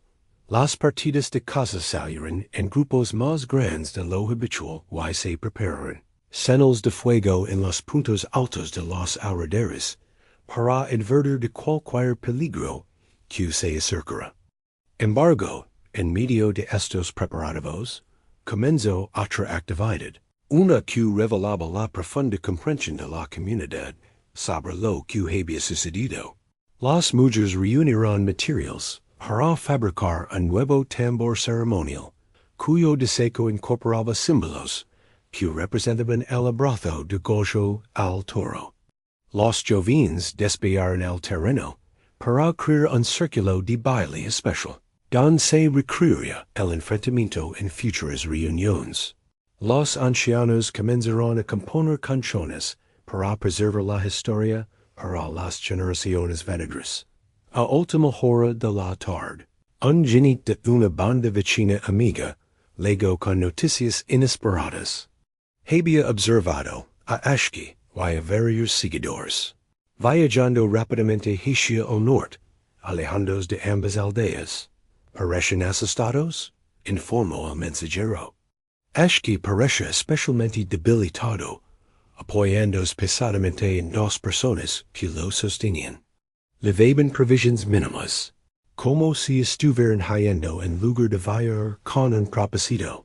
Esta información provocó un silencio pensativo en el consejo. Gojo, que había estado contemplando el amuleto roto y sus implicaciones, finalmente habló. Cuando el toro fue liberado del control de Ashki, es probable que la reacción afectara al propio chamán. Las maldiciones poderosas cuando se rompen, a menudo rebotan sobre sus creadores. Entonces nuestro enemigo se ha derrotado a sí mismo. Sugirió Tarek, con un tono de satisfacción en su voz. No. Corrigió Gojo, con suavidad. Nuestro enemigo ha resultado herido por sus propias acciones, pero la derrota solo liga cuando se abandona el odio. Hasta que Ashki elija un camino diferente, seguirá existiendo la posibilidad de un conflicto futuro. El jefe Nantaya asintió con la cabeza. Mantendremos la vigilancia, pero quizá esta experiencia le haya enseñado los peligros de buscar venganza, a través de medios SPI, RITUALE, stat al caer la noche. Corazón de trueno permaneció al lado de Gojo, llorando de vez en cuando su enorme cabeza hacia las montañas del norte, donde, segnesedicia, había huido esqui.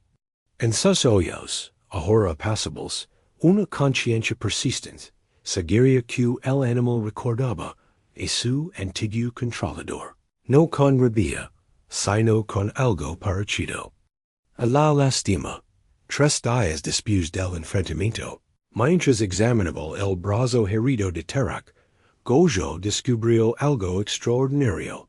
Mientras sus dedos curtidos palpaban suavemente la carne hinchada, evaluando el daño antes de aplicar una cataplasma, sintió un calor inusual que se extendía desde sus palmas. La brusca inspiración de Tarak confirmó que el joven guerrero también lo sentía. Un calor penetrante que, de alguna manera, aliviaba en lugar de aumentarlo. ¿Qué medicina es esta? Preguntó Tarak, observando con fascinación como el color rojo intenso disminuía visiblemente bajo el tacto de Gojo. No estoy seguro. Inició Gojo, igualmente sorprendido por el efecto. Tras completar el examen, la moe casa para que fuera testigo de lo ocurrido, da curandera legó con un cuenco de barro que contenía hierbas remajadas en agua caliente, un remedio tradicional para la inflamación. Sin embargo, lo dejó a un lado cuando observa el cambio en el estado de la herida de Tarak. La hinchazón se ha reducido a la mitad desde esta mañana. Mientras sus dedos experimentados confirmaban lo que vi en sus hoyos. Why? La alineación del hueso parece haber mejorado. A petición suya, Gojo describió la sensación que había experimentado. Casa escuchó atentamente, asintiendo de vez en cuando como si confirmara una sospecha. Vuelve a poner las manos sobre su brazo. Le indicó. Quiero observar. Mientras Gojo obedeció, Casa observaba con la percepción agudizada y quien está en sintonía con las energías espirituales. Sus hoyos se abrieron ligeramente. Se está produciendo una transferencia. Explicó. Se ha abierto un canal entre tu espíritu y su carne. La noticia de este acontecimiento se extendió rápidamente por toda la aldea. A mediodía se había formado un pequeño grupo frente a la vivienda de Gojo, formado por personas con diversas dolencias, que esperaban experimentar por sí mismas esto curativo. Thunderheart yacha cerca, vigilante y protector, permitiendo que solo aquellos que se acercaban con el debido respeto se acercarán. Gojo, una anciana con las articulaciones hinchadas por ecos de molar mes, sintió que su dolor se redujo notablemente después de que las manos de Gojo descansarán brevemente sobre sus muñecas. Un joven cazador cuya antigua lesión en la pierna se agravaba con el frío, sintió como el calor penetraba en el ojo, devolviendo una flexibilidad que creía perdida para siempre. Un niño con dolores de estómago persistentes se acurrucó contra el pecho de Gojo y cayó en un sueño tranquilo por primera vez en días. No todos responden igual. Observa Gojo a Nijoni al caer la tarde y marcharse los últimos visitantes. El cansancio se reflejaba en su rostro, ya que los esfuerzos del día lo habían agotado más de lo que había previsto. Algunos notan una gran mejoría, otros solo un ligero cambio. Sin embargo, todos se van con el ánimo más ligero, señaló sabiamente su esposa. La curación adopta muchas formas. Al caer la noche, Casa regresó con el jefe Nantai para hablar en privado sobre los acontecimientos del día. Se sentaron en un círculo cerrado dentro de la vivienda de Gojo y hablaron en voz baja, como se hace con los asuntos de importancia espiritual.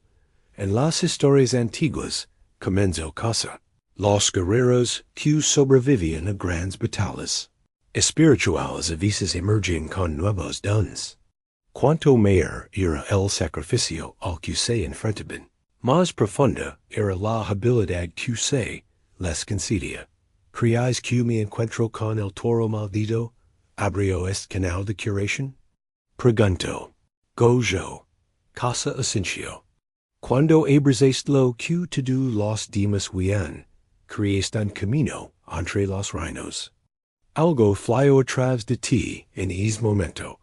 Algo que transformó tanto al toro como a ti mismo da el jefe nantai, que había estado escuchando pensativo, planteó la pregunta que otros podrían dudar en hacer. ¿Podría esta habilidad desvanecerse con el tiempo? Quizá reconoció casa, o quizá se fortalezca con el uso. El mundo espiritual no da garantías. Durante toda la conversación, Corazón de Trueno permaneció justo a la entrada de la vivienda, con su enorme silueta visible, a través de la puerta. La presencia del toro se había convertido en una constante la vida de Gojo. Lo seguía por todo el pueblo. Esperaba pacientemente durante las reuniones del consejo, y dormía junto a su vivienda por la noche. Lo más notable era el comportamiento del animal hacia los niños, que se habían acostumbrado a subirse su amplia espalda para dar vueltas por la plaza. La criatura, antago temible, ahora transportaba a sus pequeños pasajeros con delicado cuidado, como si comprendiera su fragilidad. El toro es la mayor prueba de la transformación. Observa Gojo, señalando a Thunderheart. Ningún animal natural se comporta como él ahora. Algunos se ríen. Dio casa con cautela, que cuando se rompió la maldición de Ashki, el toro conservó una parte de la inteligencia humana, que en el momento de vuestro abrazo, algo de vuestro espíritu se le transfirió, al igual que algo de su fuerza pudo haberse transferido a vos. Esta teoría provocó un silencio contemplativo entre ellos. Las implicaciones que la esencia espiritual pudiera fluir entre humanos y animales desafiaban incluso las creencias tradicionales apaches sobre la separación entre la ciudad. Al día siguiente llegaron visitantes de una aldea situada a 2 días de viaje. Una pareja de ancianos que había viajado al oír rumores sobre la curación. Traen consigo y su nido, un niño de unos 7 años que no había vuelto a hablar desde que presenció la muerte de sus padres durante una riada repentina. La temporada anterior, Gojo pasó un rato con el niño, sin intentar curarlo inmediatamente, sino simplemente compartiendo espacio y su tranquila presencia. Thunderheart pareció especialmente atraído por el niño, y le daba suaves empujones con su enorme cabeza, hasta que el niño, vacilante, extendió la mano para tocarle el hocico. La mano del niño entró en contacto con el toro. Gojo colocó su propia mano ligeramente sobre el hombro del niño. La conexión entre los tres creó una onda visible en el aire, sutil pero inconfundible para aquellos con ojos para ver. El niño jadeó y luego pronunció su primera palabra en meses: caliente. Al atardecer, el niño ya formaba frases completas y describía a sus atenados abuelos la sensación de luz que se movía a través del gran animal, a través del hombre sentado y dentro de mí. A medida que se difundía la noticia de tales curaciones, cada día llegaban más visitantes. Algunos buscaban curas físicas, otros esperaban obtener una visión espiritual. Todos se marchaban cambiados de alguna manera, aunque no siempre como. Habían previsto 2 semanas de paz, habían sumido al pueblo en una sensación de seguridad provisional. El ritmo diario se había reanudado, Los cazadores traen la casa de las colinas. Las mujeres recolectaban plantas otoñales antes de la llegada del invierno, while los niños aprendían las habilidades tradicionales. Bajo la guía de los ancianos. Las habilidades curativas de Gojo se habían integrado en este patrón, con un horario regular reservado para aquellos que buscaban su toque. Thunderheart seguía siendo su compañero constante, while la imponente presencia del toro era ahora una visión tranquilizadora, en lugar de un motivo de alarma. Dat la primera señal de problemas no vino de los exploradores ni de los centinelas, sino del propio corazón de trueno. Mientras Gojo trataba la tos persistente de un anciano, el toro levantó de repente la cabeza y, con las fosas nasales dilatadas, se orientó hacia el paso de montaña del norte. Un sonido grave y retumbante, no exactamente un bramido, pero, más profundo que un gruñido, emanaba de su amplio pecho. ¿Qué le preocupa? Preguntó el paciente, apartando de las manos curativas de Thunderheart, mientras la agitación del toro se hacía más evidente. Gojo no respondió de inmediato, sino que cerró los ojos para concentrarse en la conexión que había establecido con el animal. A través de ese canal silencioso, llegaron impresiones más que palabras, una sensación de malicia que se acercaba, el sabor de hierbas amargas, asociadas con la maldición, la inconfundible firma espiritual de Ashki. Lama al jefe. Ordeno. Gojo un joven que se encontraba cerca. Dial que se reúna conmigo en la frontera norte. Cuando el jefe nantai lego con Terak, y varios guerreros. Gojo ya había descubierto la causa de la alarma de corazón de trueno. Medio enterrada en tierra, recién removida en el perímetro de la yacha una flecha distintiva, con el hostil pintado con espols rojas y negras, y la punta de piedra, recubierta de una sustancia, que desprendía un olor fétido y leve. Veneno. Confirmó casa, que se había unido a ellos, y examinaba la flecha con cuidado, sin tocarla directamente. Pero está destinado a causar toxinas espirituales, más que físicas. Se trata de un mensaje, no de un ataque fallido. Tarak intentó coger la flecha, pero corazón de trueno se interpuso con su enorme cuerpo, impidiendo tocar el objeto contaminado. El comportamiento del toro, cada vez más deliberado y aparentemente consciente, sorprendió incluso a aquellos que se habían acostumbrado a su inusual inteligencia. El animal percibe un peligro que nosotros no podemos percibir. Observa el jefe nantai. Quizás conserva el conocimiento de los métodos de Ashki de su época bajo su influencia. A sugerencia de Gojo, Casa utilizó dos palas para levantar la flecha y meterla en una bolsa de piel de ciervo, que luego se aseguró para su correcta eliminación ritual. Cuando terminó esta tarea, la atención de corazón de trueno se desplazó hacia el borde del bosque circundante, y su lenguaje corporal seguía una continua inquietud. Puede que haya otros objetos, advirtió Gojo. La flecha podría ser una distracción de otros objetos más importantes.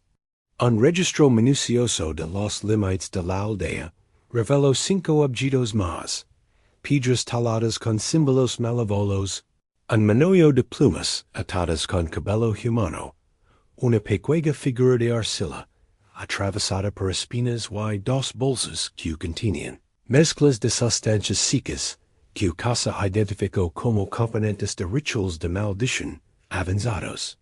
Ashki está preparando algo complejo, explicó durante una reunión de emergencia del Consejo celebrada esa noche. Estos objetos forman un patrón alrededor de nuestra aldea, el comienzo de un hechizo de confinamiento que atraparía las energías negativas dentro de nuestros límites. Se pueden neutralizar esos objetos. Preguntó un anciano cuyo escepticismo sobre los asuntos espirituales había disminuido considerablemente desde el incidente del toro. Casa Asensio, con las ceremonias adecuadas. Pero su presencia confirma lo que muchos sospechaban. La retirada de Ashki fue táctica, no permanente. Está reuniendo fuerzas para otro intento.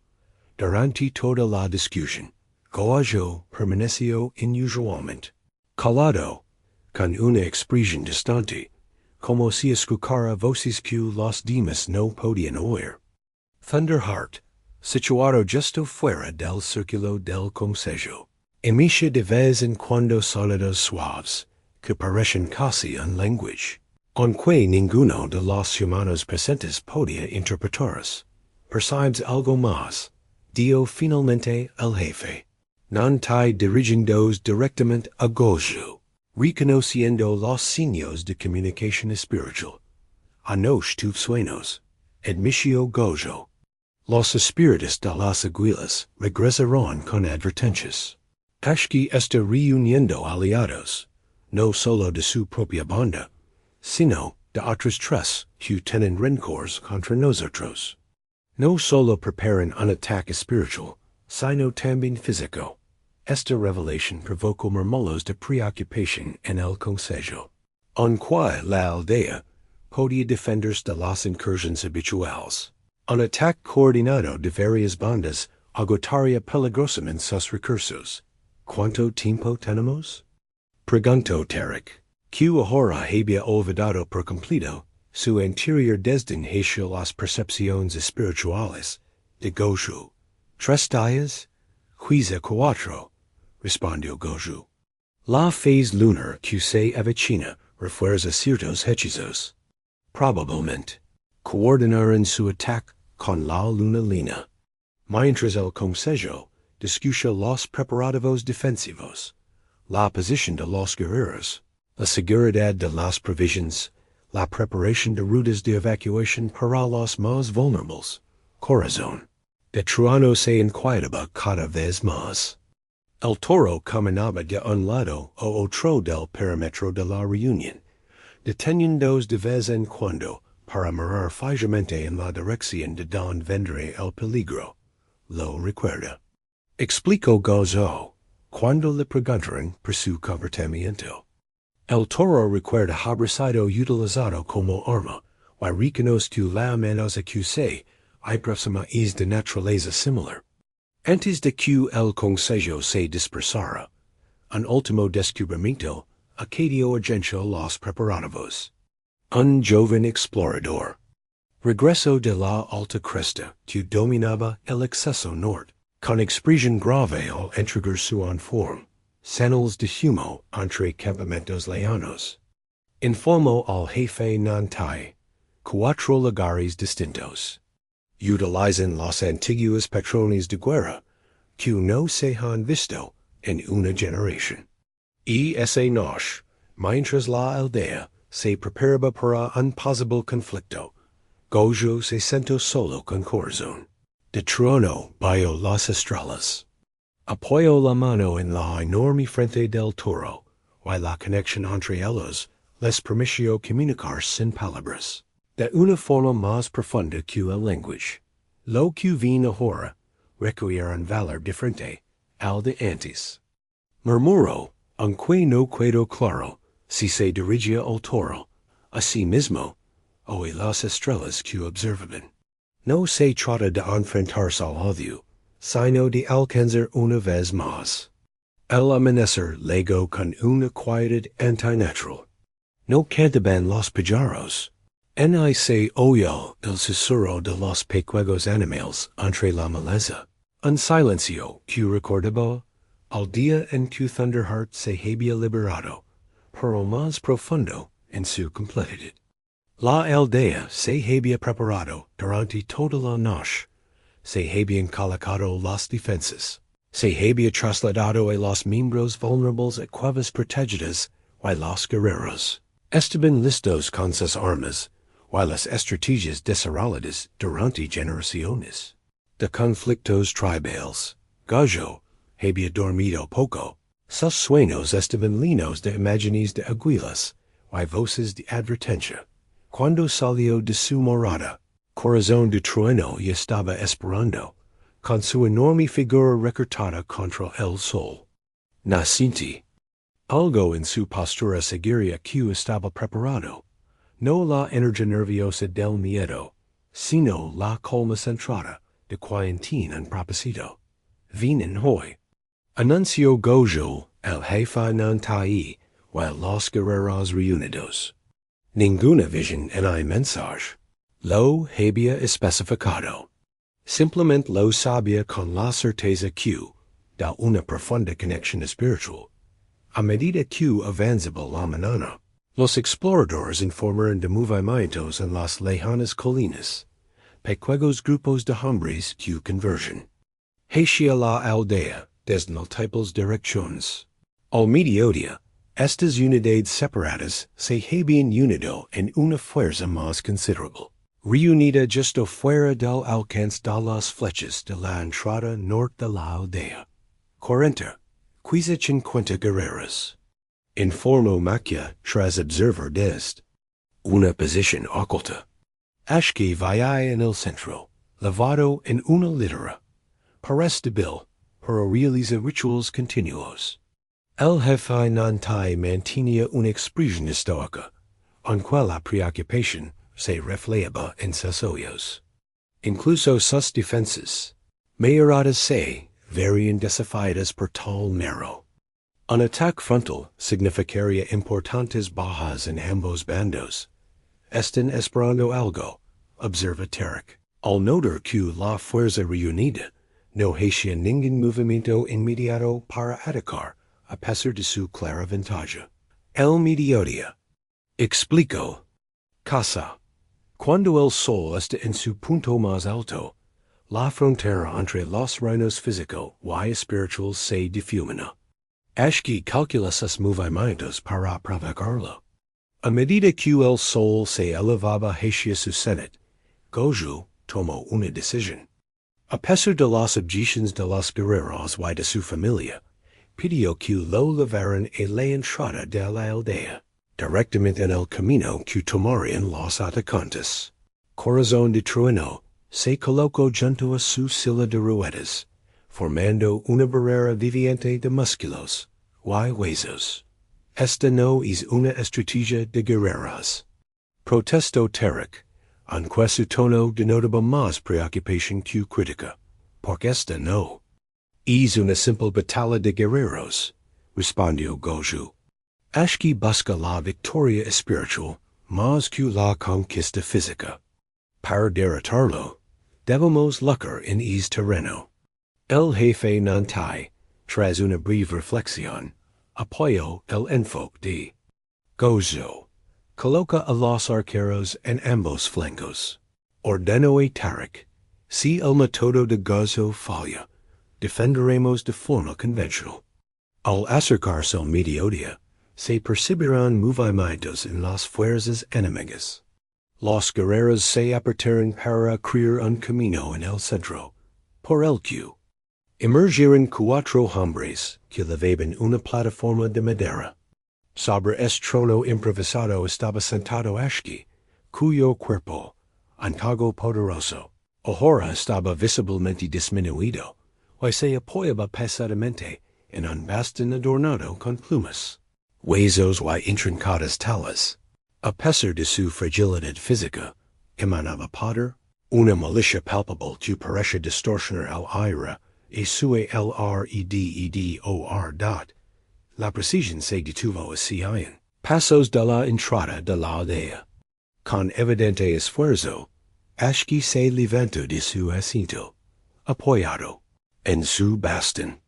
Incluso a esa distancia, se le veía el rostro, profundamente arrugado, con los ojos hundidos, pero ardientes de intensidad, y el cabello blanco colgando en finos mechones alrededor de los rasgos demacrados. Quince ecos mayor que Goju, Ahora parece mucho más viejo que su edad real, como si la reacción de la maldición hubiera acelerado su envejecimiento. Gojo, el corazón firme. La voz del chaman resonó de forma antinatural. A través del espacio que la separaba. He venido a completar lo que se comenzó. Tu aldea ardera. Tu pueblo se dispersara, y tu espíritu alimentara mi poder durante generaciones. En lugar de gritar una respuesta, Gojo simplemente levantó una mano en el saludo tradicional entre practicantes espirituales. Gesto inesperado de respeto, en lugar de desafío, confundió visiblemente a Ashki, provocando una momentánea vacilación en su avance. Aprovechando esta pausa, el jefe Nantai empujó a Gozo hacia adelante, con corazón duino, caminando.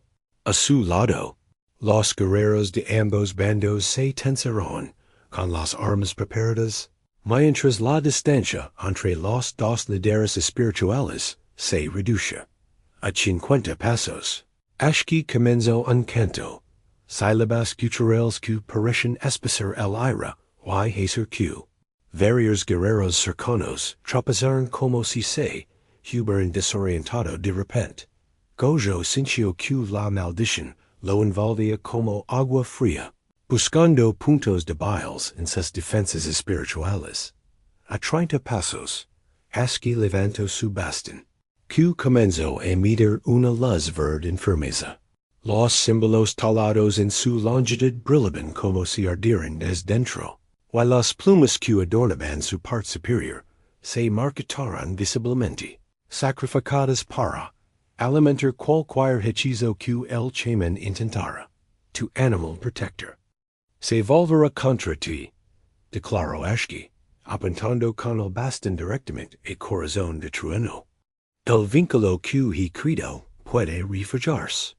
El toro se estremeció cuando la energía de la maldición lo golpeó, bajando la cabeza momentáneamente como si sintiera dolor. Pero en lugar de volverse contra Gojo, como pretendía Ashki, corazón de trueno se acercó más a la silla. De ruedas, colocándose físicamente entre el viejo guerrero y el chaman que lo atacaba. Este fracaso conmocionó visiblemente a Ashki. Imposible, Sisio. Vacilando por primera vez en su confianza. Lo que se ha roto no se puede rehacer de la misma forma, explicó Gojo con una voz que, a pesar de su tranquilidad, se oía con claridad. El toro se ha transformado a través de la compasión. Tu odio ya no tiene cabida aquí. Con un gruñido de frustración, Ashki redirigió su ataque, apuntando ahora directamente a Gojo. La energía verde se intensifica, fusionándose en un torrente. Visible que golpeó al hombre sentado en el piso. Por un momento, el dolor contorsionó los rasgos de Gojo, pero luego, sorprendente, sonrió. Recibo tu odio, hermano, dio en voz baja. Y lo transmutó a través del perdón dat al pronunciar estas palabras, ocurrió algo extraordinario. La energía malévola que fluía del bastón de Ashki no se disipó al golpear a Gojo, sino que pareció atravesarlo y emerger transformada. Lo que había entrado como un verde enfermizo, salió como una luz dorada, expandiéndose en un círculo cada vez más amplio, que se extendía desde la silla de Rueda. La luz dorada se expandió en círculos concéntricos desde la silla de ruedas de Gojo, ondulando por el suelo entre las dos fuerzas. Don tocaba a los guerreros de Ashki. Las armas se bajaban involuntariamente, y los rostros se suavizaban, pasando de la preparación para la batalla a la confusión. La luz no llevaba consigo ninguna cohesión, solo claridad, lo que permitía a cada hombre ver la futilidad del conflicto, y la naturaleza juca de las promesas de Ashki, el propio Ashki se quedó paralizado, con su bastón ahora inert en sus manos temblorosas. La reacción de su maldición fallida lo dejó visiblemente disminuido, con los hombros caídos, como si un gran peso los presionara. Por primera vez en décadas, la incertidumbre reemplazó el odio en su expresión. ¿Qué has hecho? Susurró, con una voz que apenas se oía en el campo de batalla, ahora silencioso. Nada contra vos, respondió Gazelle. Solo me he negado a ejercer tu odio mío. Thunderheart se movió entonces, avanzando lentamente hacia John Chaman. Los seguidores de Ashki se tensaron, esperando que el toro cargara, pero su acercamiento no denotaba agresividad, solo un propósito deliberado que impedía a los guerreros interferir. Cuando el enorme animal llegó hasta Ashki, se detuvo simplemente ante él, con sus ojos líquidos encontrando la mirada del Chaman, con lo que parece ser reconocimiento. ¿Te recuerda?, explicó Goza, empuado hacia delante por el jefe. No te has de cuidar junto al toro. No con aire, sino con comprensión. El recipiente recuerda la mano que le dio forma. El bastón de Ashki se le resbaló de las manos, y goleó al suelo con un sonido hueco. Sin su apoyo, su frágil cuerpo comenzó a derrumbarse, pero el corazón de trueno se movió con sorprendente delicadeza, permitiendo que el viejo Chaman se apoyara en su enorme hombro. He pasado toda mi vida cultivando el odio. Dio Ashki, con una voz que de repente sonaba más como la de un anciano cansado que como la de un temible líder espiritual. Que queda se desaparece. La sabiduría adquirida a lo largo de los ecos, sugirió Goju. El conocimiento que accumulaste antes de que la venganza se convirtiera en tu propósito. A su alrededor, los guerreros de ambos bandos observaban con cautelosa fascinación cómo el enfrentamiento se transformaba en conversación. Las armas permanecen preparadas, probadas, y la amenaza inmediata de violencia se disipaba con cada momento que pasaba. El jefe Nantai dio un paso al frente, y su presencia reforzó el cambio del conflicto a la posible reconciliación. Vuestros guerreros son bienvenidos y deponer las armas y compartir el agua. Anunció formalmente. No se ha derramado sangre. No hay necesidad de venganza. Durante un momento de tensión, el resultado pendió de un hilo. Entonces, uno de los lugartenientes de Ashki, un hombre de mediana edad con cicatrices de muchas batallas, colocó deliberadamente su arco en el suelo. Hemos seguido la visión de Ashki de restaurar el honor a través de la victoria. Declaró. Pero no veo ningún honor en continuar cuando las fuerzas espirituales han hablado tan claramente. Otros siguieron su ejemplo, y fueron muchos los que dejaron a un lado sus armas. Algunos lo hicieron con entusiasmo, lo que sugería que se habían unido a la expedición más por obligación tribal que por convicción personal. Otros obedecieron con evidente renuencia, pero reconocieron que la María estaba cambiando. A medida que la tensión se aliviaba, casa se acercó a Ashki, y su autoridad como curandera le permitió dirigirse él directamente, a pesar de la animadversión que existía entre ellos. Tu cuerpo sufre más que por la edad. Observa con frialdad. La reacción de los mecanismos rotos ha alterado tu armonía interna. El viejo Chaman intentó hacer un gesto de rechazo, pero el dolor le atravesó visiblemente el brazo con el movimiento. No necesitó la curación de un enemigo, murmuró. Quizás no, admitió Gojo. Pero, ¿aceptarías la ayuda de un compañero?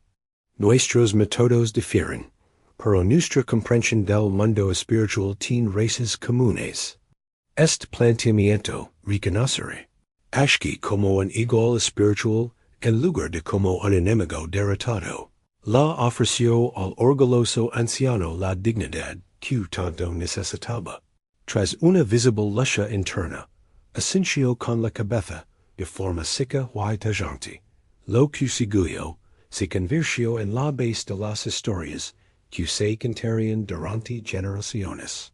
En el terreno neutral entre las fuerzas opuestas, yo dirigió la creación de un pequeño espacio ceremonial. Se encendió en fuego, y se colocaron hierbas purificadoras sobre las llamas. Thunderheart se tumbó, creando un cortavientos con su enorme cuerpo. Ayudaron a Ashki a sentarse frente a Goju, con el fuego entre ellos. Casa preparó un cuenco medicinal especial, un recipiente de arcilla, que solo se utilizaba en ceremonias curativas de gran importancia. En él versió agua de los territorios de ambas tribus, hierbas recogidas biolunas específicas, y por último, un solo cabello de cada uno de los líderes espirituales. Mientras la medicina reposaba, el jefe Nantai dio un paso audaz hacia la paz duradera. Se acercó con la pipa ceremonial, un objeto utilizado para simbolizar los acuerdos sagrados entre los pueblos. Lino con tabaco, especial mezclado con joyas de geuba.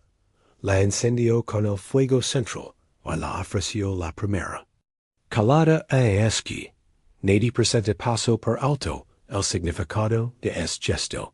Según la costumbre tribal, ofrecer la primera calada a esqui lo reconoce como un invitado de honor, y no como un enemigo derrotado.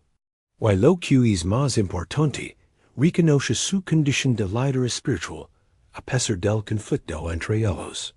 Durante un largo momento, Ashki miró fijamente la pipa que lo ofrecen, con décadas de odio, luchando contra el respeto fundamental por la tradición arraigado desde la infancia.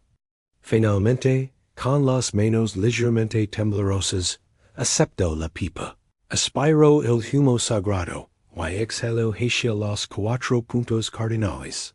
Siguiendo el protocolo ceremonial, cuando la pipa pasó a Gojo, estropeció el ritual con la misma solemnidad. A medida que el humo se elevaba desde la pipa, algo cambió en la atmósfera, no solo entre los dos hombres, sino entre todos los presentes. Una exhalación casi audible de tensión colectiva liberó ecos de hostilidad acumulada. Corazón ha lavado una piedra desde nuestro primer conflicto.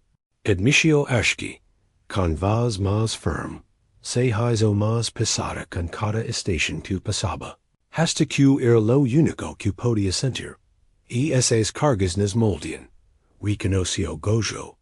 Pero no tienen por qué definirnos para siempre. A medida que la tarde avanzaba hacia la noche, los guerreros que habían llegado como enemigos comenzaron a interactuar con cautela como parientes lejanos, que es lo que muchos eran, y que las divisiones tribales se habían producido en la memoria viva. Trajeron comida del pueblo, compartieron agua, y se entablaron conversaciones tentativas alrededor de pequeñas hogueras.